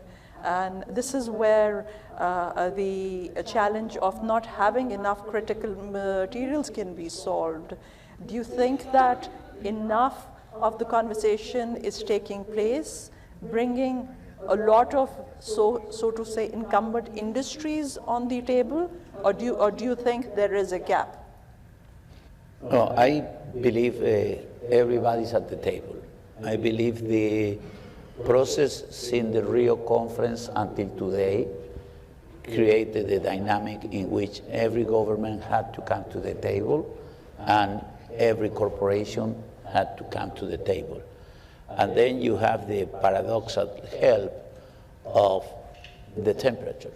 The temperature brings people to the table because it's happening. You know, I live in a city in which there is no air conditioning, which is in Switzerland.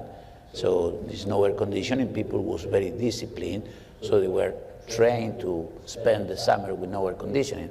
But summer at that time was 34, 36. Now it's 41, 42.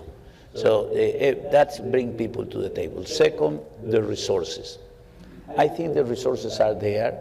The resources can come from the consumers, and especially from the consumers of the more developed economy. It's a cultural thing already on consumers to move into electric cars and into electrification. California is selling 25% of the cars now are electric. Obviously, it's leading in that. Then you go to places where still there is no access to electricity. So the decoupling among geographies is very big. But then what could be the catalyzer or what can cut the momentum? The catalyzer is to really make real the thing of cooperation on climate change. So we can try to isolate climate change work from geopolitical and war tensions, at least between the US and China, or among the US, Europe, and China, because the anti-climate change supply chain already has a huge Chinese component. There is an 85% of Chinese component on rare earth, and it's like a 75% Chinese component on purified lithium. And then cobalt is mostly DRC, but then the processing is also Chinese. So even if we want to decouple and have a full Western Hemisphere supply chain, you need the 4, 5, 6 next year to keep the solar panels moving and the batteries moving.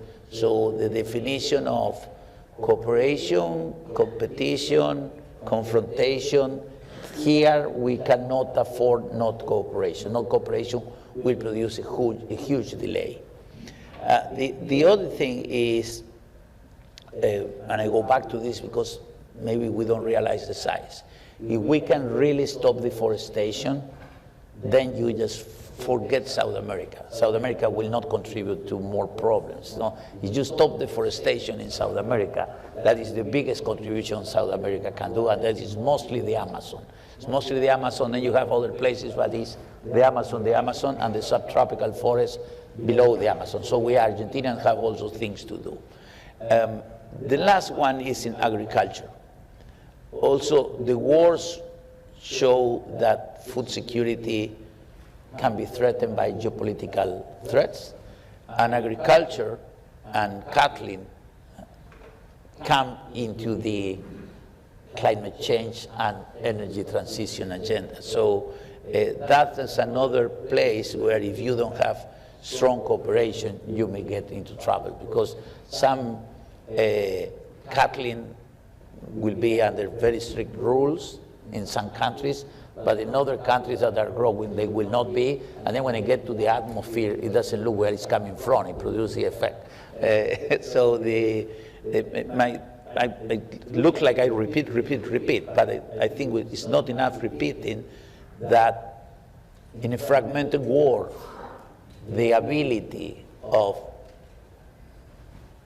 Chinese walling it and keep working on a global agenda and regional agendas of cooperation for energy transition, climate change, and food security is a fundamental call. Without that, it will slow down a lot.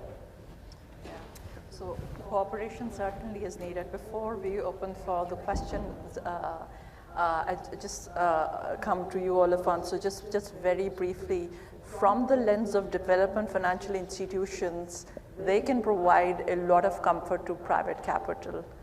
What's the quickest solution that they have? Because typically the development finance moves at a much slower pace.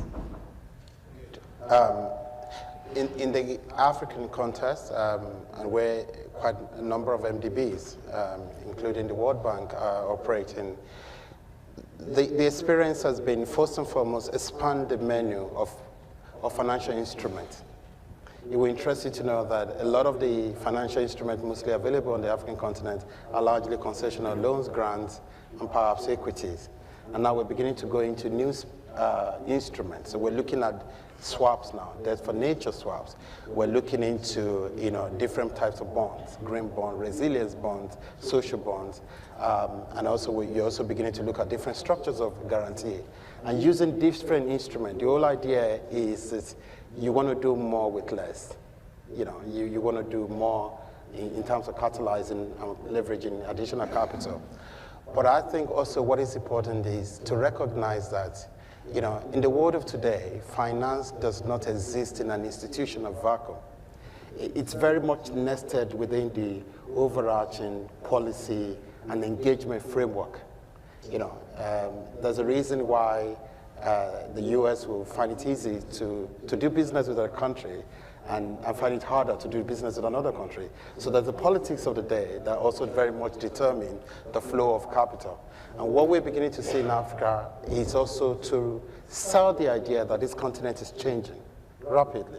Young demographics, capacities of young people being developed. There's a massive space in technology, and we're beginning to see that. So what the bank can do quickly is also set those, what we discussed about, those risk-sharing facilities, put them in place to say, look, should you run into first loss, we're able to, take that on in this investment, but also we're able to take the project from level 1 to level 3. And you can come in and take it from level 3 to level 5. And then by that time, we've been able to manage the risk. But more importantly, it's also to manage, MDBs are using their convening power to help countries manage the policies of the day. You know, have the right incentives in place, right the policies in place, but also be open to consistency in policy. You know, you don't want policies that are changing with governments. You want to have stability of policies. That is very important to provide comfort to private sector. The last point for me is also to understand, and I think the message for everyone, that the Africa of today is not a purely homogeneous entity. There's a huge diversity within the continent. And obviously, it may be a huge variability variation in terms of, you know, the extremes. But there are countries in Africa that are championing new ideas. There are some of them that are front-leading new innovations. I live in Kenya. I'm originally from Nigeria. But today, you can't talk about financial inclusion without using the M-Pesa model of Kenya. And this was the power of young people driving innovations that have moved beyond the boundaries of the continent. So recognizing those values, but also, you know, redefining the relationship, and in a way, and then MDBs like us can provide the necessary platform to the risk. But at the end of the day, it still requires an external private sector to be willing to be bold and to be ready to place a bet on that continent. Yes, the private sector certainly has a huge amount of role to play, and supported by MDBs, of course, and the right kind of policies. So we will open the floor for questions. Any questions? All right, we see a hand there. Yes. Thank you very much to the panel for a very wide-ranging discussion. Val Cummins, 2012 fellow from Ireland. Just in the last few weeks, the Stockholm Resilience Centre published its update on the 9 planetary boundaries, and we can see, with regards to the science that we're tracking, to tip over not just on climate, but nutrients, biodiversity, and a whole range of indicators. So the science is very, very clear. And what we heard from the panel was that the lived experience in terms of extreme heat, for example, is very, very clear and very real. We also heard from the panel in relation to the technology solutions, whether it's small modular reactors, green hydrogen, renewable energy, battery storage, etc. So we have that, tick that box. We heard about capital and capital waiting to be unleashed, tick. We heard about really phenomenally changing legislation, and such as the Inflation Reduction Act, so you mentioned that. Again, that can unleash a whole load of innovation. But arguably, we didn't deal with, in my world as an offshore wind developer and somebody who's worked for many years to work with the ocean to address climate change, the key issues that are constraining the rollout of large-scale renewable infrastructure, for example. That would be NIMBYism, red tape, and disinformation. So I'd like to hear the panel's thoughts on that, please. Anyone? In the state of New Jersey, where there is a proposal for offshore wind, and a huge backlash against that from environmental groups because of the impact they feel on whales and on the migration of sea animals and what the noise will do from the windmills. And then, of course, you have them where you have them in Wyoming. You have the other side of it. Birds don't look the same way when they come out of the windmill as they did going in. I mean, that's just a fact of life. And they do kill birds if you're in the migratory pathway. And that comes down to, where do you locate these things? You don't locate them if you know that this is a migratory pathway for the birds. That's not where you want to put it. The problem is, you have to be near a switching station. You have to be near the infrastructure. And so when you talk about putting them offshore, that means you are way far away from the transmission lines. And so the real question here is, do we have the infrastructure to support it? And quite frankly, in the United States, we have a long way to go. Our infrastructure is old. Our transmission lines are old. We don't have the capacity to accept a lot of this power, and particularly the wind power. And so, because I mean, I have solar on both the farm, and I have a place in Arizona, and I have solar panels there as well. That's ours. We generate, you have the generator. You don't have to worry about the transmission lines. But when you talk about some of these bigger projects, that's the challenge. And it's a question of ensuring that people truly understand what the benefits are going to be and what it'll take, that we're ready to take that power and then get it to where it needs to go. Because again, if you think about the shore communities, a lot of those are the most heavily developed, all along the East Coast shore and out here. That's where people want to live. They want to live on the shore. They want a beautiful view of the ocean. They don't want to see windmills. So then you push them further out. How much more transmission? How much more difficult is it to get those lines in? How more expensive is it? So it's a question of a trade-off. It's always a trade-off. There are going to be good and bad parts to everything. And it's up to the political people as well as the utilities to explain what the trade-off, what the benefits are, and how it is going to work and how they are going to be sensitive. Recognize that there are problems with the environmental impact of some of these things and where the placements are going to be so that you minimize that. But we have to start having that focus. And the Infrastructure Act, can unleash a lot of money toward these things. But again, it's like electric cars. Everybody wants electric cars, which is great. But they're only as clean as the power used to produce the electricity. And we keep forgetting about that part of the equation. We don't talk about that a lot. And so it's all integrated, as you said at the very beginning. And we need to do a better job of educating people. Yeah. Any more questions? All right, we have one over there. I am Okan, coming from Turkey, 2023 fellow, Eastern Europe. Thank you very much for providing such a great perspective on energy transition. Yeah, from one perspective, it's a kind of hope to decrease the geopolitical tensions, but as Mr. Manzano mentioned, that could be also a risk for new geopolitical tensions, considering the dominance of China, especially on the critical minerals. I don't want to return back to China-US relation, but we have many lessons learned from the oil era, and what kind of concrete measures could be taken in order to eliminate the increase on the global tension? Yeah, cooperation is one of them, but what kind of others could we take to decrease this global tension? Thank you. So it's more of a, Jose, you may like to sort of address. Okay, I'm Argentina, so I'm from outside.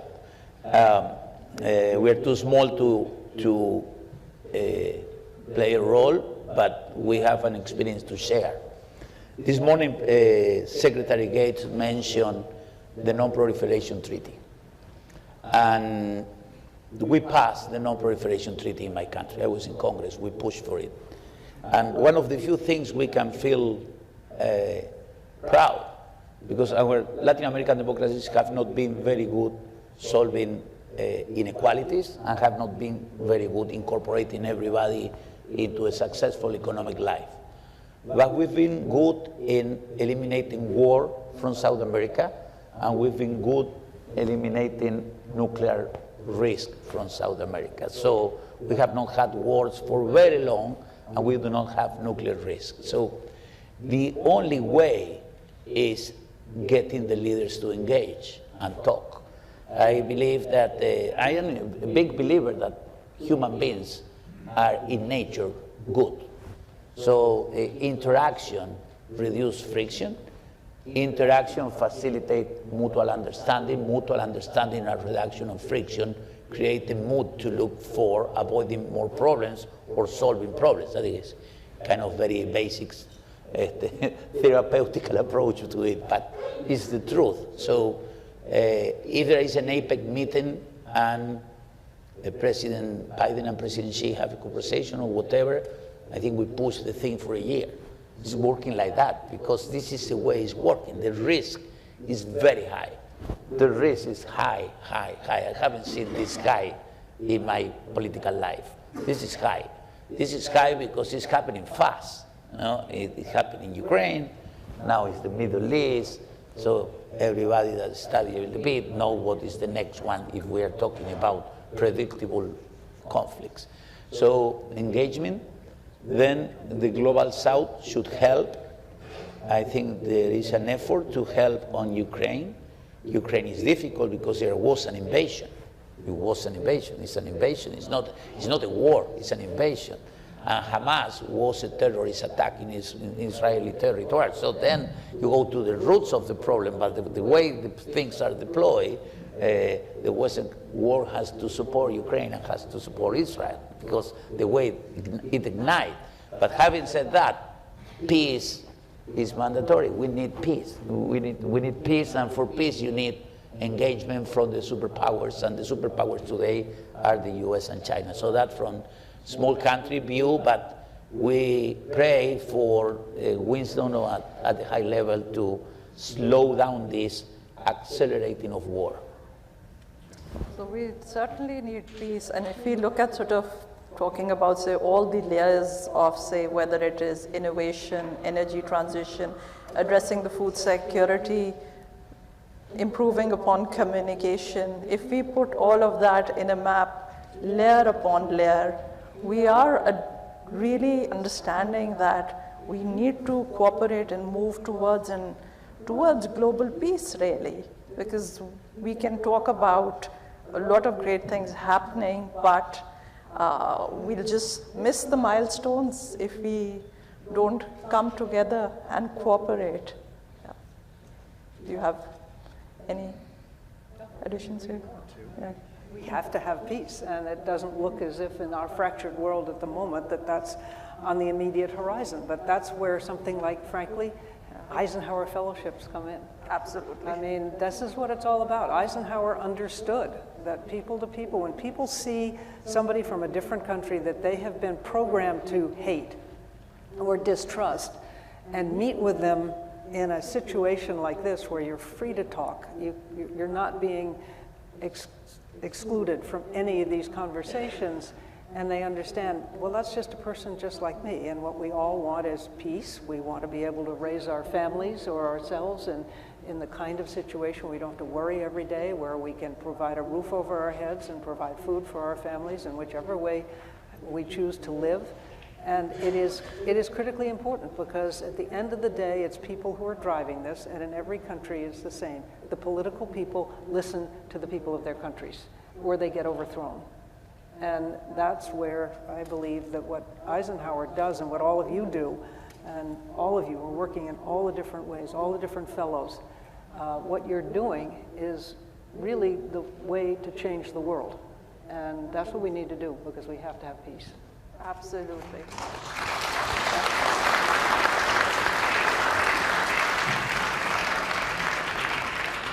Thank you so much. We have a brief break, and then we'll resume with 3 separate panels this afternoon about vital topics. I don't envy you having to choose. At 2:45, after COVID, the next pandemic, which is in the Fountain Room.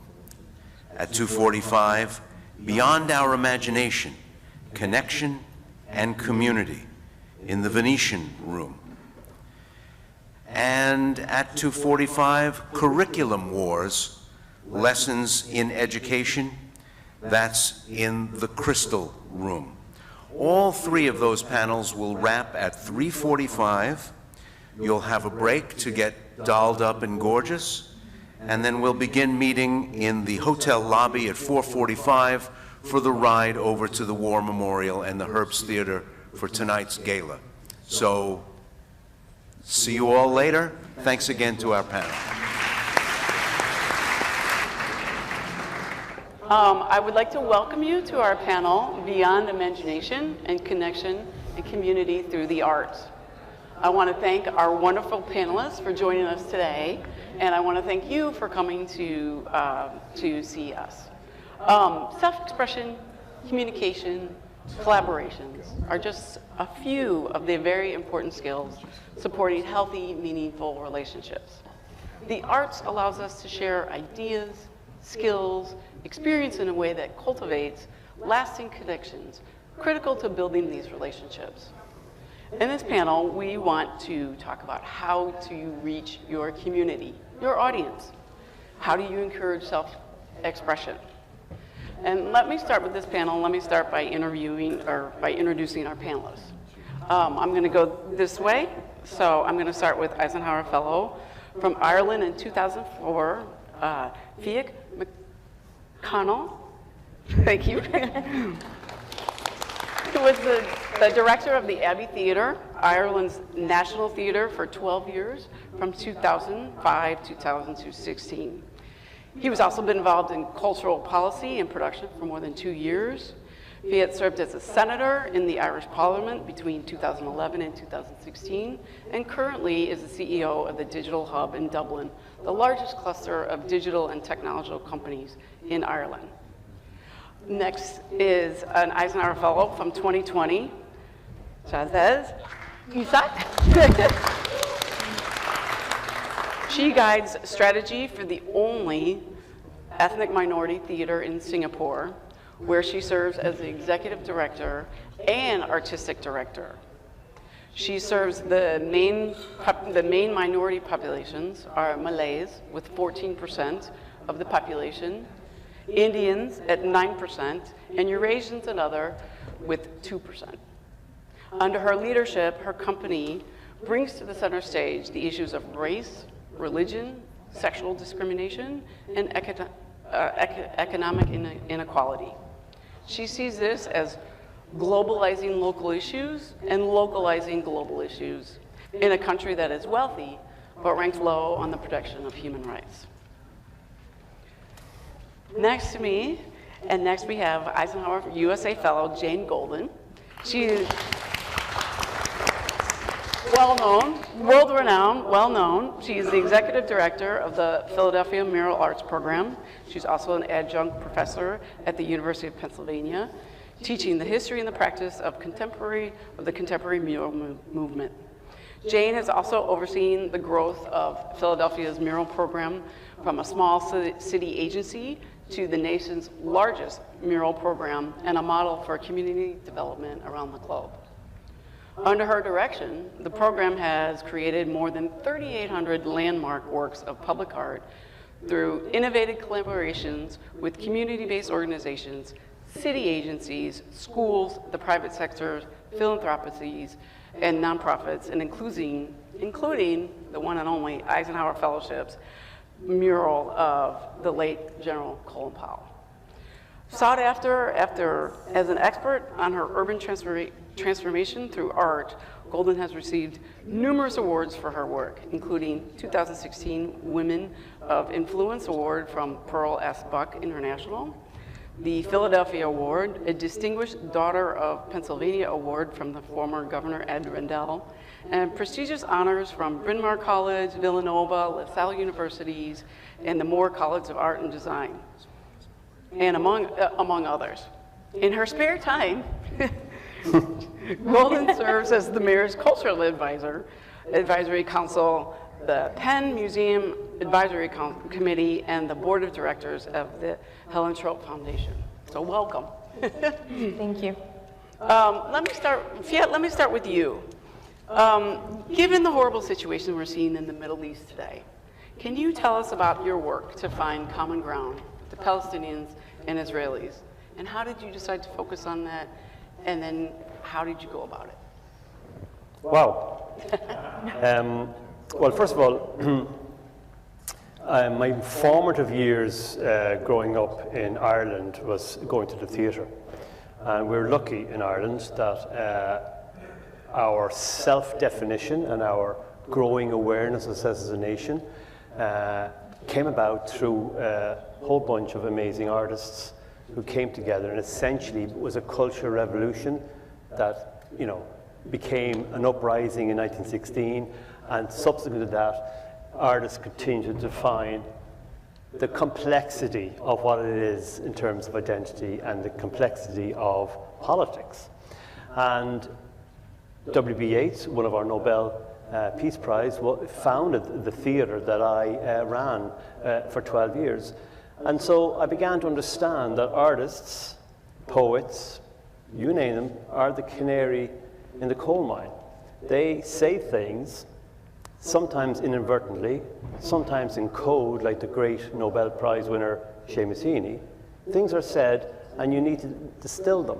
You need to hear them in a way that is not confrontational, that is context, but that it is controversial. Because what art is, as I think we all hopefully agree, I think we do, is art is about truth. You know, you can't fake it, and if you do, it's not good art, right? It's propaganda.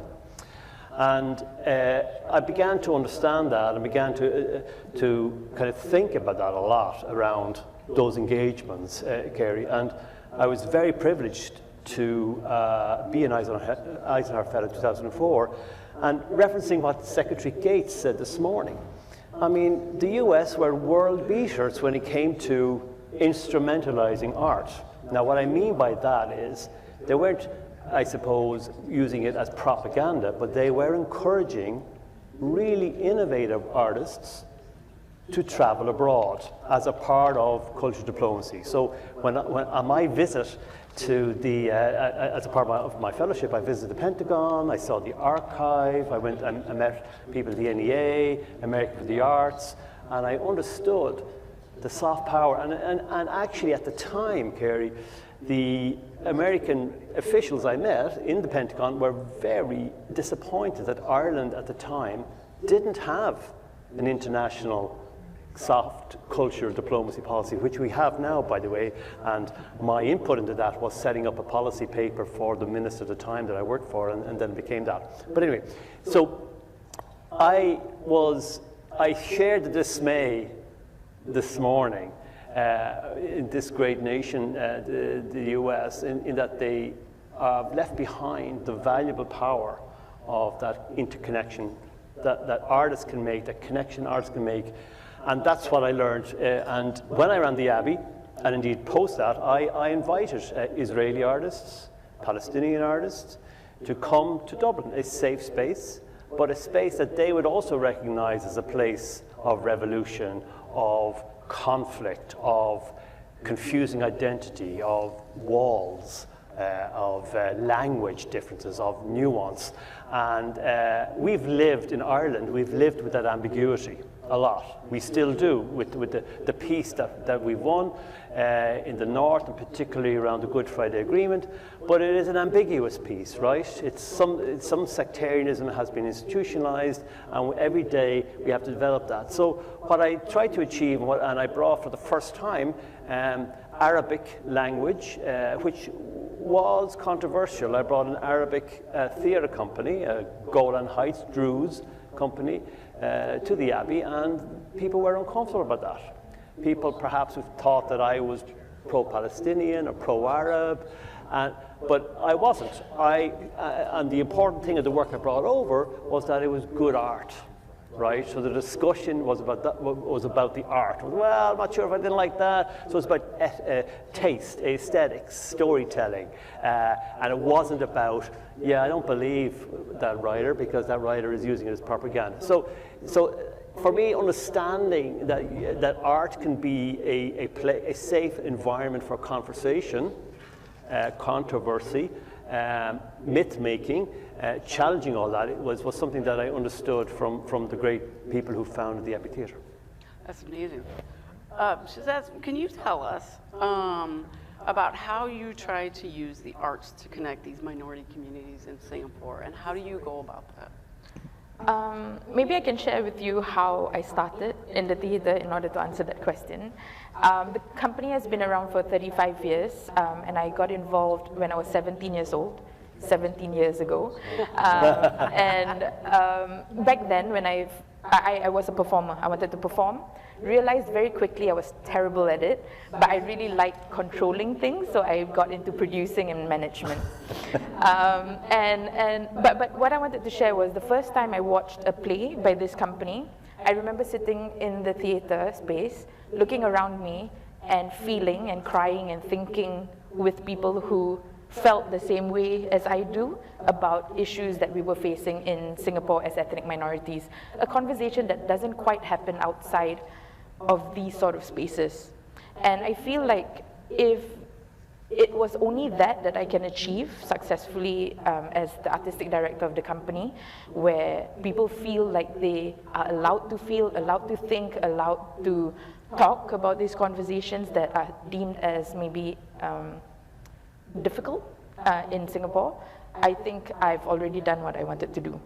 But to go further to that would be to include people who are beyond ethnic minorities into the space, because that's when paradigm shifts can happen, that's when we can effect social change.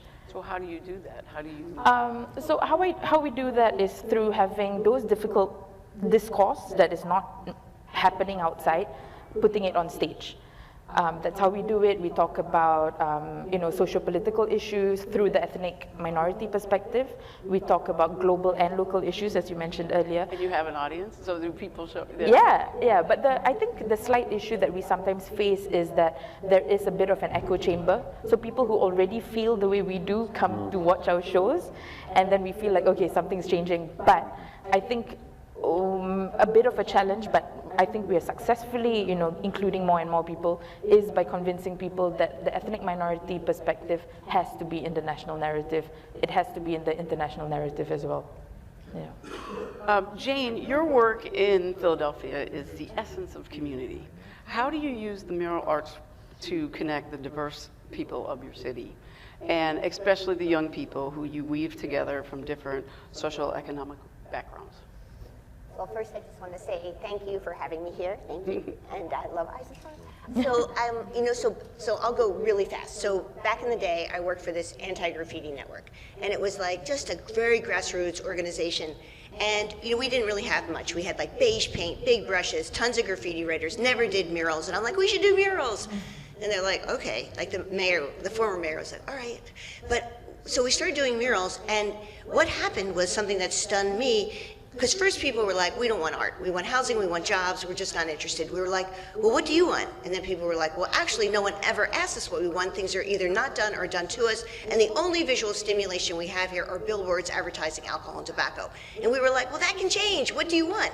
And people started talking about memory, history, family, like whatever, struggles, triumphs. And then suddenly, their stories went up on walls. And it was like, it's sort of strange to say today, but back then, it was like revolutionary because it wasn't happening. And also people said, like, if we go to museums, we don't see anything that looks like us. Suddenly, on 3-story walls here around this neighborhood, that's our story. And that has real power. So it was like a paradigm shift, what you're talking about, right? Because this wasn't art that came down from the sky, landed from Mars. It was art that was created in careful, deliberate, respectful collaboration with people. And all these graffiti writers that I was working with who were like, no, we don't want to use a brush, because we couldn't use spray paint. So I was like, look, you learn how to use a brush. It's like good, you can make money. You can do something artists all over America want, get paid to paint, and they were like, all right, fine. And then they started doing it, and it was like super exciting. And so they became engaged, and the neighborhoods became engaged. And then people were like, well, wait a minute, we were part of this mural. This vacant lot, we want to change. We want city services, and we're like, oh, we're part of the city. We can help. And suddenly we'd go to all these different commissioners, streets department, L&I, and we go like, this neighborhood needs help. And my former boss was always like, the commissioner of streets said a group of artists is calling about the pothole. Is that you? And I'm like, guilty as charged. That's us. But we were like, here we were on the front lines doing all this work. So we were like, oh, art has power. We sort of learned that. And then suddenly anti-graffiti, my former boss, he passed away. I was going to go to law school. My brother's a lawyer. Thankfully, he took me out of it. I went to see another mayor. I said, would you create a community-based public art program? He said, yes. So then he's like, come up with a name. We're like, Mural Arts. He goes, Jane Golden, you're in charge. I'm like, because I'd never been in charge of anything. So it's like, and our budget was like $100,000. But it's like, we're a pro-art program. So we started like working with kids all over the city and neighborhoods. And then the big breakthrough was when we were made part of the Division of Social Services. And in city government, if you really want to move the needle, you have to have authority, creativity, and a budget. And the head of social services had those things. Estelle Richmond, she's remarkable. And she said, I believe all the big departments should have art involved with them. And I was like, music to my ears. So we started working with kids, in family court, people coming home from prison, the behavioral health system, and our circle just grew and grew. And we started to tell like people's narratives in a much broader way. So it was sort of like art as a city service, but art as a tool of social change. And more importantly, suddenly there was this vast array of authors throughout the city that were involved. And I posit that Muralism in our city has been so resilient, because we've made it through 5 mayors and we hope 6, is because of the wide range of authors that are involved, that everyone matters, everyone has a story to tell, and those stories play out on the walls throughout the city of Philadelphia. People say it's like the autobiography of our city. We have now over 4,300 works of art, and I think the work is beautiful, but it's actually the stories behind the work and the process that goes on that is extraordinarily profound. That's amazing. I want to jump back to Fiat. I want to. There's one thing I know that you're going to ask Jane later, but I'm not going to break that. But you wanted to just circle back closer to home in Ireland for you for a moment. Tell us more about your work that you use. You use the arts to build the bridges between the different groups of Northern Ireland and Ireland. Yeah, I mean, the arts are, I suppose, a safe space and a challenging space for all kinds, as I said before, all kinds of both myth-making and challenging myths and challenging stereotypes. And I continue to that post the Abbey, and well, I'll circle around a little bit, and I'll say, you know, for people here, fellows, I tell you, there's a time bomb that hits you as a member of the Eisenhower group, the EF family. And sometimes it ticks off pretty quickly in your career, and sometimes it takes another, like time release, it takes 20 years, and sometimes both. And for me, it was like several time release bombs.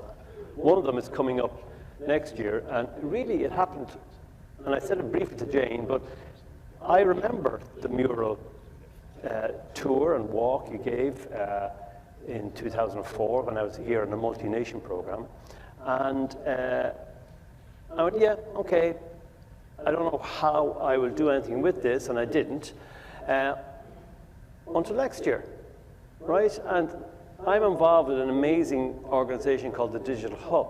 And I moved from theater into tech, right? I knew nothing about tech at all, but I knew about entrepreneurship, I knew about community. And in fact, actually, it's interesting because the tech, I am on a bit of a tangent here, but stay with me for a second. But the tech community used kind of words that are very familiar in the arts world: ecosystem, community, innovation, risk, experiment, collaboration, team. These are all words that were appropriated by and welcomed to it by a community, the tech community, but words that we use all the time in theater: risk-taking, mistakes, you know, fail better, as another Nobel Prize winner, Samuel Beckett, said. I have one more to go. I'll get him in there somewhere. And I suppose I realized when I became involved with this amazing urban regeneration program in Dublin 8 and the Liberties, that art and culture was going to be an elemental part of that, and I didn't know how. And one of the ways that I realized, because we have a lot of buildings that we are about to regenerate and over the next 5 to 10 years, I realized that the one thing that actually would connect the local community, which is extremely disenfranchised, community that is transgenerational poverty, lack of education, but is mural arts, right? So, Jane, it's your fault, and it's Eisenhower's fault, and George, it's your fault, but essentially a time release bomb has exploded in this year, and I'll be talking to Jane about advice about how we will work on our vacant lots and our vacant sites and our buildings.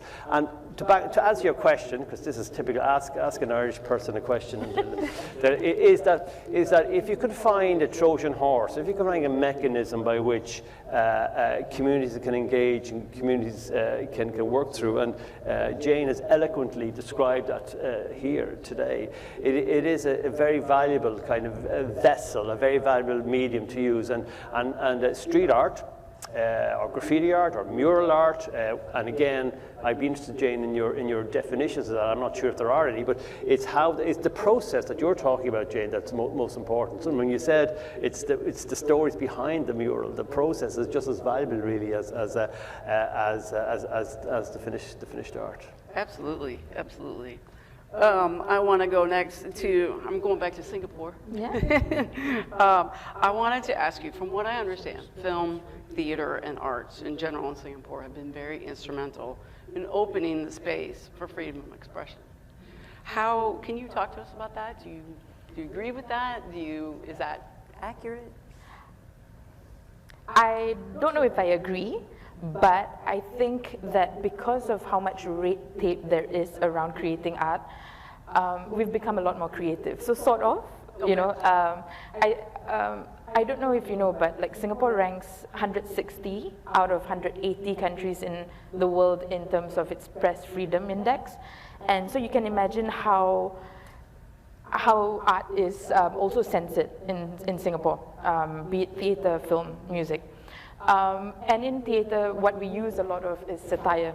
So satire becomes a huge way of creating theater, talking about issues that are prevalent in Singapore, talking about issues that are that mean a lot to us, but in a way that still creates a safe space for people who are involved, people like ourselves, people who are involved, as well as the audience members.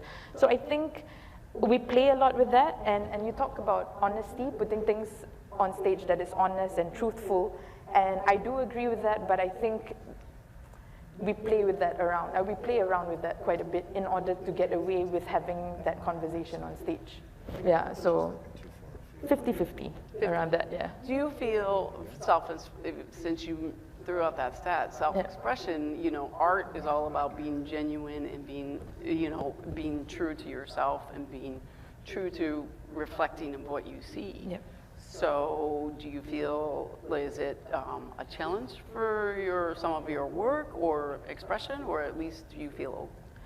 I do think it's a challenge. I think it's one of the biggest things that we deal with as a company that primarily talks about the difficult parts of being Singaporean, being an ethnic minority Singaporean. But I think it's part of what makes it exciting as well. I don't see it as a challenge I don't see it as an obstacle. I see it as a challenge. And I see challenges as a way of creating art that is more meaningful. Like we talked about the paradigm shift. It has to be difficult. Art has to sometimes at least be difficult in order for it to effect change. And I think that gives me a lot of purpose in life. I think it has given the company purpose for the last 35 years. And I do see change. I do see people taking more, especially post-COVID, you know, everyone was at home, everyone was so involved in the politics in Singapore, not realizing that there was such a thing as racism in Singapore as well. People were very involved in the conversations in the US. And not realizing that racism or things that are parallels in Singapore, but in different ways and in different strengths, right? But now people, that's why you need the arts exactly, to educate you. Yeah, and I think now that that conversation is a lot more at the forefront. You see the change in the people who are coming. Maybe 10 or 13 years ago, when I first started in the company in a managerial position, a lot of the people who were coming to watch our shows are primarily ethnic minorities. Maybe 90% were ethnic minorities. And now, in the last maybe 5 years or so, our audience members would be 50% ethnic minorities and 50% from the majority.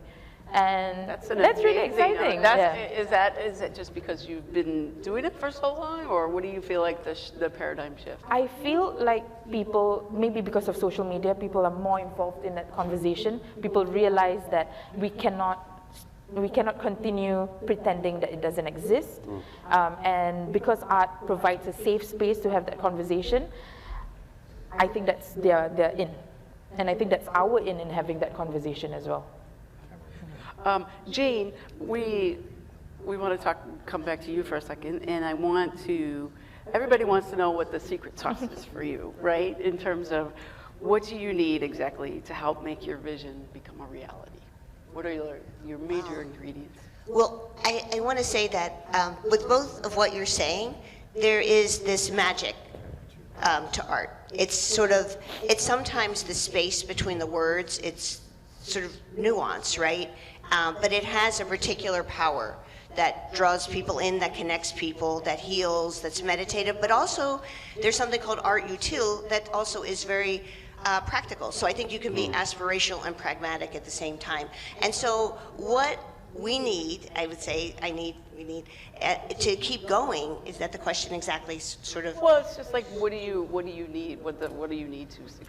What are their ingredients for success? So the ingredients for success are for more widespread belief about how important this is, that there is a tendency in our society to sort of marginalize the arts. It goes over there, and I can even hear it in our city where we have tons of wonderful cultural organizations, and mural arts has been around forever, but it's like, you know, we have to deal with public safety and public health and schools, so it's sort of like the next sentence is, so why can we deal with art? When I was on a panel in front of City Council talking about restoration of public art, they were like, you know, Ms. Golden, that sounds interesting, but we have a school district that's in crisis. And I'm like, you know what? We always talk about aspiring to be a global city. Let's multitask. And more importantly, what I want is for people to understand that when we talk about the criminal legal system or behavioral health issues or education or community development, it's not like the arts are other, right? The arts should be integrated in how we think about all of them, because I have witnessed this firsthand, how the needle has been moved in unexpected and wonderful ways. Just like when you said, oh, more people are coming to the theater. You saw people change and shift. That's right. So widespread belief, and then funders, right? So who are the funders who really believe in this? For the longest time, we worked in a state prison, county jail, and no one would support that. People would say, well, we support policy work. Well, guess what? If we're not working on the ground, what difference does it make about all the policies we have? So it's sort of like, what I'd really like is for people to open up their imagination and think about how art is like a window, and the window is open, and through that window is hope and possibility that is endless. That's beautiful. Yeah, I want to come back to you for a second, because you have such an interesting trajectory, art, then as a senator, technology. I mean, those are three different types of careers that you usually don't meld together. I keep running. Yeah. But I wanted to ask you, what are some of the concrete ways the arts have worked to lessen political and social divisions and advance social cohesion, since you have such a unique background on that? Well, I mean, I'm sure Jane and Shazza would agree. I mean, the arts isn't the panacea. It's not going to cure all the social and political ills, but I think Jane is absolutely right. You know, it needs to be a central part of any healthy democracy. It needs to be able to question and challenge. Something extraordinary happened during COVID. I was a founding member of the National Campaign for the Arts. Now, I wasn't involved during COVID because I have a different role now. But during COVID and during the lockdown, when there was an extraordinary kind of sense of, you know, ironically, some sense of community in Ireland, right? People came together, people understood that doing shopping for their neighbours or their community, or spending time with each other, relearning the idea of just talking to each other. And what the arts did was they realized themselves that they could access through Zooms, through MS Teams, through whatever, they could access an articulation, a manifestation, a kind of creation of new stories, different stories, told differently, obviously, because it's all through technology. But it helped keep a community together. And what I mean by that is it helped the community, us, Irish people, understand that, you know, living, surviving had another element to it, which was the sustenance of the intellect, the brain fodder, the imagination, reassuring, and, you know, Heaney's poetry. I mean, it became a kind of a cliche, but Seamus Heaney's poetry and the wonderful poem he wrote called Wintering Out. I'm looking at Joyce O'Connor here. I can't remember the full poem, but he was quoted several times as a way of, it's okay, like, this will pass. Mm-hmm. Winter will pass into spring. And poetry and art became a very important part for Irish people and the Irish community, to the point where clearly the Irish government understood that and doubled the funding for the arts.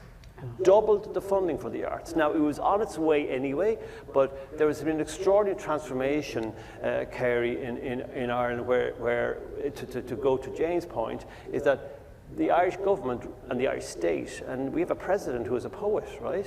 Extraordinary, and a philosopher. They understood because of advocacy. Now, it wasn't just because they just dreamt it up, but there was advocacy, there was activism, we were all pushing for it, and they doubled the arts funding directly from the state, from the taxpayer, because they understood the power of art. Why? Because they understood for a community to thrive, to sustain itself, to create resilience, and to reinvigorate itself, art as well as food, water, and education are a very, very important part of a community. That's amazing. That's very interesting. And that, you know, it's funny with the arts. It's like when you said funding. That's just like the ding, ding, ding. I mean, how do you get your funding for your theater? Is it all through ticket sales, or? We do get government funding, and one of the conversations, actually something that I was working on as part of my Eisenhower Fellows project, was around arts philanthropy and how there is a huge lack of arts philanthropy in ethnic minority communities. And I wonder whether it's because of access. I was wondering whether it was because of access. Are they not getting it, or having access to it, or is it that there are more pertinent issues that ethnic minorities all over the world are facing that feel more obviously more urgent than arts. And I think the other conversation is around fundraising in ethnic minority companies, talking about capacity. So that's a huge thing that I am very interested in, because I think fundraising is such a core way of companies to continue existing and to continue making work that nobody can tell them how to make. Well, you know, yeah. The censorship issues are exactly. Yeah. It's funny, in the United States, the conversation for the arts, it used to always be we were like the worst supporters, and Europe or other places were much something that we would, as artists, that you look for because you're actually supported. Jane, how do you feel in the United States, where arts is probably the least funded organization? How do you make the budget gaps? Well, I'm sort of baffled by it, actually. I find it like in our city, we have a very small office of arts and culture, and it's precarious. It could go away anytime. There's not a charter change, it's not a department, and so it has gone away. And then it's like, how did it go away? So I feel that we talked about this, there was a big meeting the other night at a museum in Philly, and it was like, I feel like we're always in a precarious state and sort of on the edge of the cliff.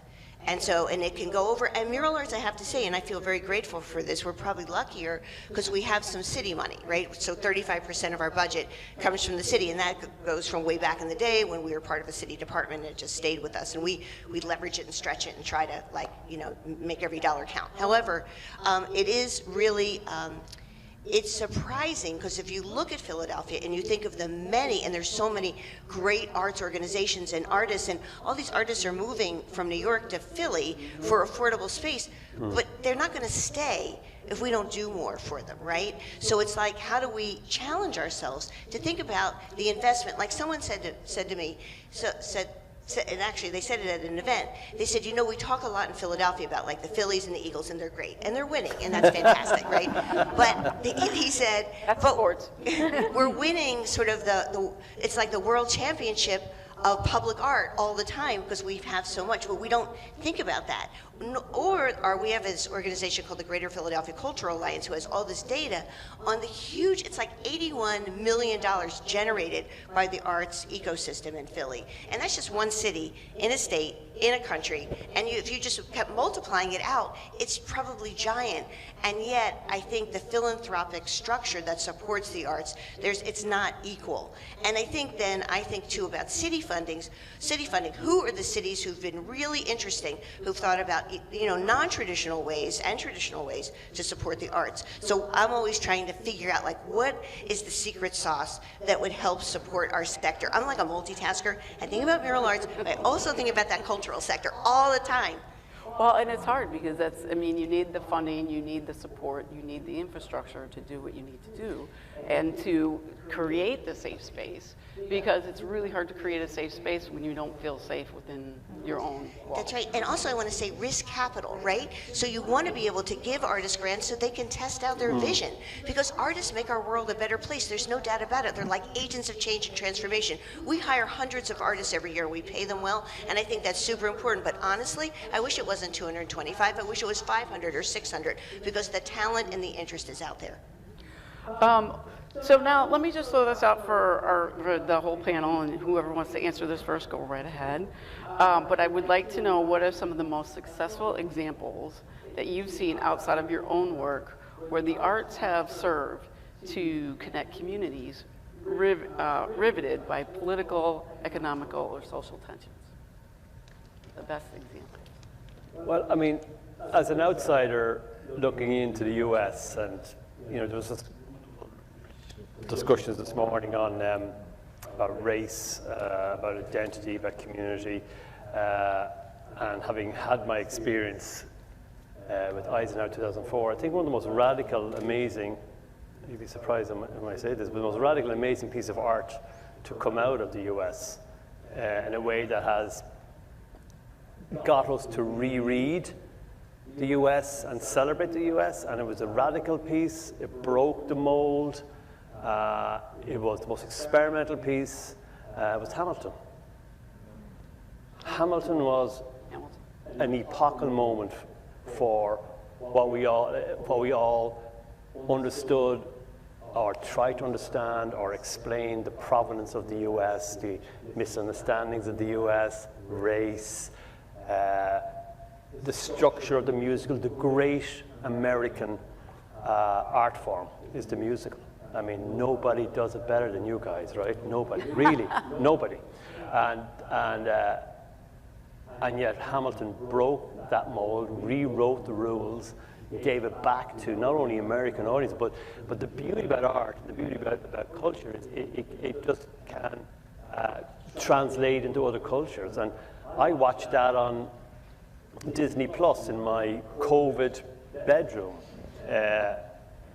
and it was just mesmerizing. I mean, the artwork, how it was presented online was also genius in terms of, so that's mainstream, but it wasn't mainstream thanks to the public theater, thanks to Oscar Eustis, thanks to all the work that they did. It worked, chopped its way, but to me, to answer your question, it was one of the most radical pieces of art. It's now mainstreamed, right? But it wasn't, and it wasn't intended, and I thought, Well, it's funny, George and I saw, we saw Hamilton, but we saw that director when he did his first show, and it was amazing because he put hip hop. It was absolutely revolutionary because it was brown and black people seeing their culture for the first time on a stage, on Broadway stage. It was amazing. But it also started a mainstream discussion around identity. Do you need to be white and Irish to play a white and Irish character? Like, what about colorblindness? What about... It opened a very, very rich debate that I think has helped transform or create a richer dialogue around representation on stage in particular. And I thought that was... I thanked America for introducing Hamilton as a point of discussion and as a great piece of art. Do you have one? Could I just echo a little bit on that? Like, besides Hamilton, I just think, like, when you watch shows that, whether it's film, theater, TV series that are talking about race and religion, Islamophobia, anti-Semitism, and it's so daring, and from like when you watch it, you realize, oh my God, can you imagine if you could have that conversation in real life? Yeah. Right. So that just really excites me. That sort of things to me is just things that it starts embedding things in you, and then change happens from there. Because I remember I went to Romania pre-1989 when Ceausescu, because great theatre was coming out of there, and I remember seeing extraordinary works by Jan Karamitru, who really was a great revolutionary, and I saw him play Hamlet, right? And I saw him communicating to an audience in Ceausescu's time, communicating, and everybody in the auditorium understood what Hamlet was about. Everyone understood what Jan Karamitru was saying. Everybody except Ceausescu, who was so stupid and ignorant, actually. But in the end, it itself, what did it do? Did it transform? No, but it kept the community together. They understood that there could be hope, and art can also provide that hope as well. Sorry for cutting across. So I was going to say, when I was on the Eisenhower Fellowship, and I went to Northern Ireland and in Dublin, I made a visit to Mountjoy Prison. And I remember the warden, we call them superintendents in the United States, the head of the prison, was like, he said, well, he was very proud of the theater program. And I remember, because we had just started working in the prison, in the state prison, and I was really surprised. I was surprised at his exuberance. I was surprised how polite everybody was when people offered me tea. And I was like, oh, I'm in a prison. They said, good afternoon, would you like a cup of tea? I'm like, oh my God, this is unbelievable. Like, not like the United States. So, but then there was this, he said, my bottom line responsibility is to make sure the people who are here never come back, that they get out, and that's it. And then he said, he talked just about this theater program, and he invited me to come back to the opening night. And the opening night, it wasn't just prisoners who were in the audience, they opened it up to everybody, and people everywhere were super excited about this play. And I thought, well, this is so interesting, because art is transformative. But then you think about how it can be systems change, and it changes something because stigma is lifted. And that's one of the beautiful things that art does. It's like captivating, right? Because people in the audience saw people on stage who are actors, not prisoners.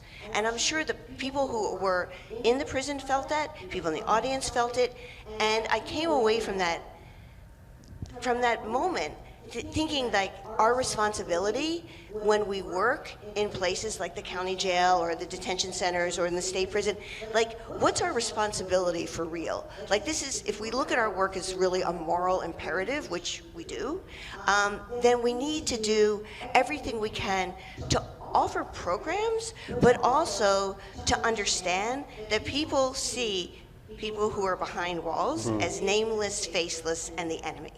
And that we have the power, artists, culture makers, to do something about that. And so I will say that that was pivotal. And from that moment on, we started to turn this program at the state prison into what people refer to as like a think tank, where we brought in policy people and mayors, and we had this 3-year program with crime victims and the men in the class at Graterford. And since then, they have literally created 60 outdoor murals for neighborhoods throughout Philadelphia. And it's been life-changing for them, and certainly has shifted the stigma with people across the city. So I credit that moment. I think we have about like 10 minutes left, so I was like, I wanted to open it up if anybody had any questions. Otherwise, I can keep going. But okay. Oh, here's a mic coming your way. So, a couple things. First, when you're advocating for especially funding for the arts, and you're advocating to a city or state, what are the ways that you make the benefits of the arts tangible and put it in their language? Are there metrics that you use? I mean, how are you really translating what is a very intangible benefit into something very concrete? And then the other question is, in light of, Secretary Gates invoked the need for more non-military mechanisms by which we can be imparting our values, but it was really grounded in a time in which cultural leaders had a different sort of sway socially, especially in light of social media and how things are changing. And so I'm wondering if there's a sort of limit, especially in the United States, to how much strategy, cultural strategy, can really be cohesively put together if we continue to lack a cabinet level representation for the arts. Good question. Those are good questions. So I'll talk about the first question. So when we advocate for the arts, because we have to testify for our budget in front of City Council every year, so we talk about, we're looking in our criminal justice work, the recidivism rate. So ours is about 6 to 10%. The national average is 65%. So as a nation, we're failing. People come out and they go back. So we're looking at that, and then 2 years out, are people, do they have a job? Are they keeping a job? In art education, graduation rates, retention, where kids are going afterwards. I mean, it's sort of like trying to measure their connection to what they've gone through at Mural Arts and how long they stay. In our behavioral health work, we have a same-day work program for people who are facing housing insecurity, so we're looking at how long people stay with the program.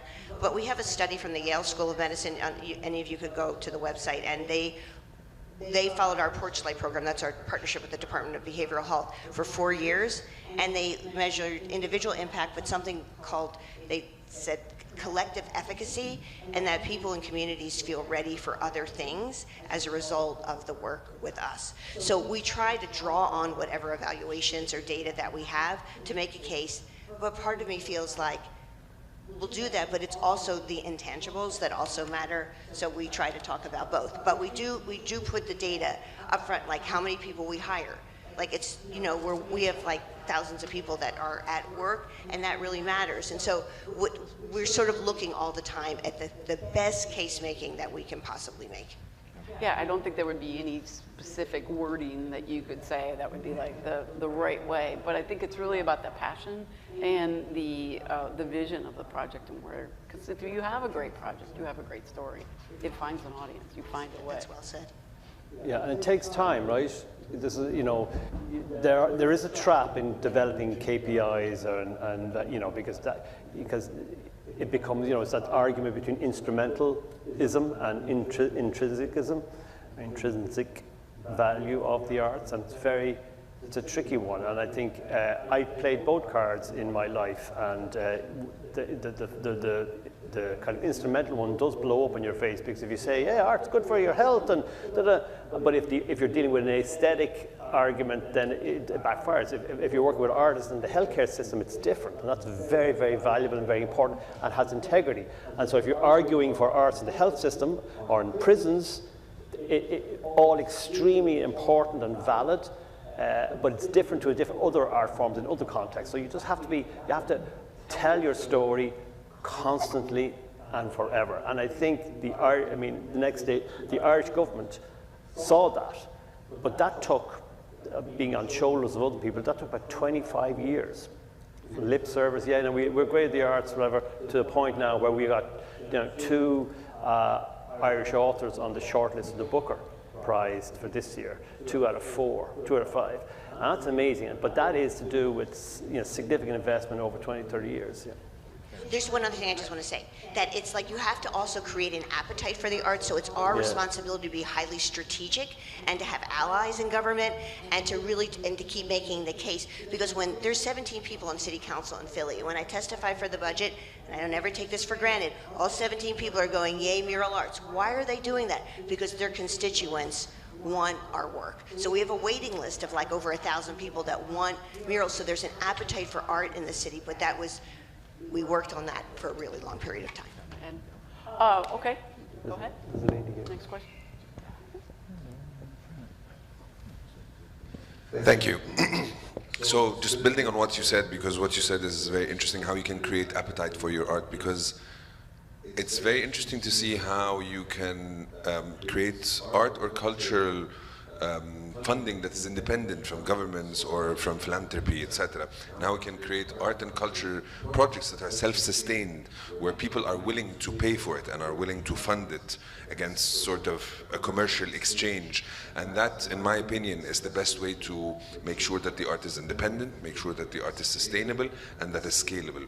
So, in your opinion, how can you work on that to move the sort of the art from that philanthropy, government-funded space into a more into private space? Yeah. Wow. I don't know, I feel like a mix of it is where I want to be. I don't want to I think in terms of maybe stability, a mix of it is really important for me, not just for it to go private. I think philanthropy is actually really, really important, because I think it's the way the society shows you that the arts is really important through money, you know. And with the government, I think government funding, at least, I think it is also about making sure that they know. Singapore's I feel quite lucky, because unlike in the US, there is government funding that is relatively stable in the arts if you're part of the major companies, which we are. There are only like maybe 52 major companies. And I feel like that is a relationship that I want to continue having, because I want the government to continue understanding that it is very important that they are part of that conversation as well. So yeah, I mean, that's my take on it. But there is something, I mean, you bring up the point. It's like if you are getting $10 million for a project, someone who's giving you $10 million wants to have some sort of voice. So it's like, how do you sort of dance between that? And I think that's where, if you're finding private funders, especially in the film industry, you know, it's a little nutso, and or television too. It's, you know, you never know what works, but being independent and being able to keep the funding side separate from the words or the expression that you're doing, keeping them separate is very important, but it's very difficult. And you just have to be very vigilant, I guess, on who you partner with. Next question. Lady here. Lady. Well, you, okay. Got it all worked out. Thank you. Yeah. Related to this, I would like to say that, as our great panelists mentioned, art can influence people, art can bring people together and empower people and give voices to people who don't always have voices. But art can be also be influenced and be diluted and misused, and that's how we get propaganda. And of course, government and other forces are into that. So my question is, where do we draw the line, and what separates good and relevant art from propaganda? Wow! Wow! Thank you. You see it. I mean, have you an example? Can you tell me what's? Yeah. All right. Yeah.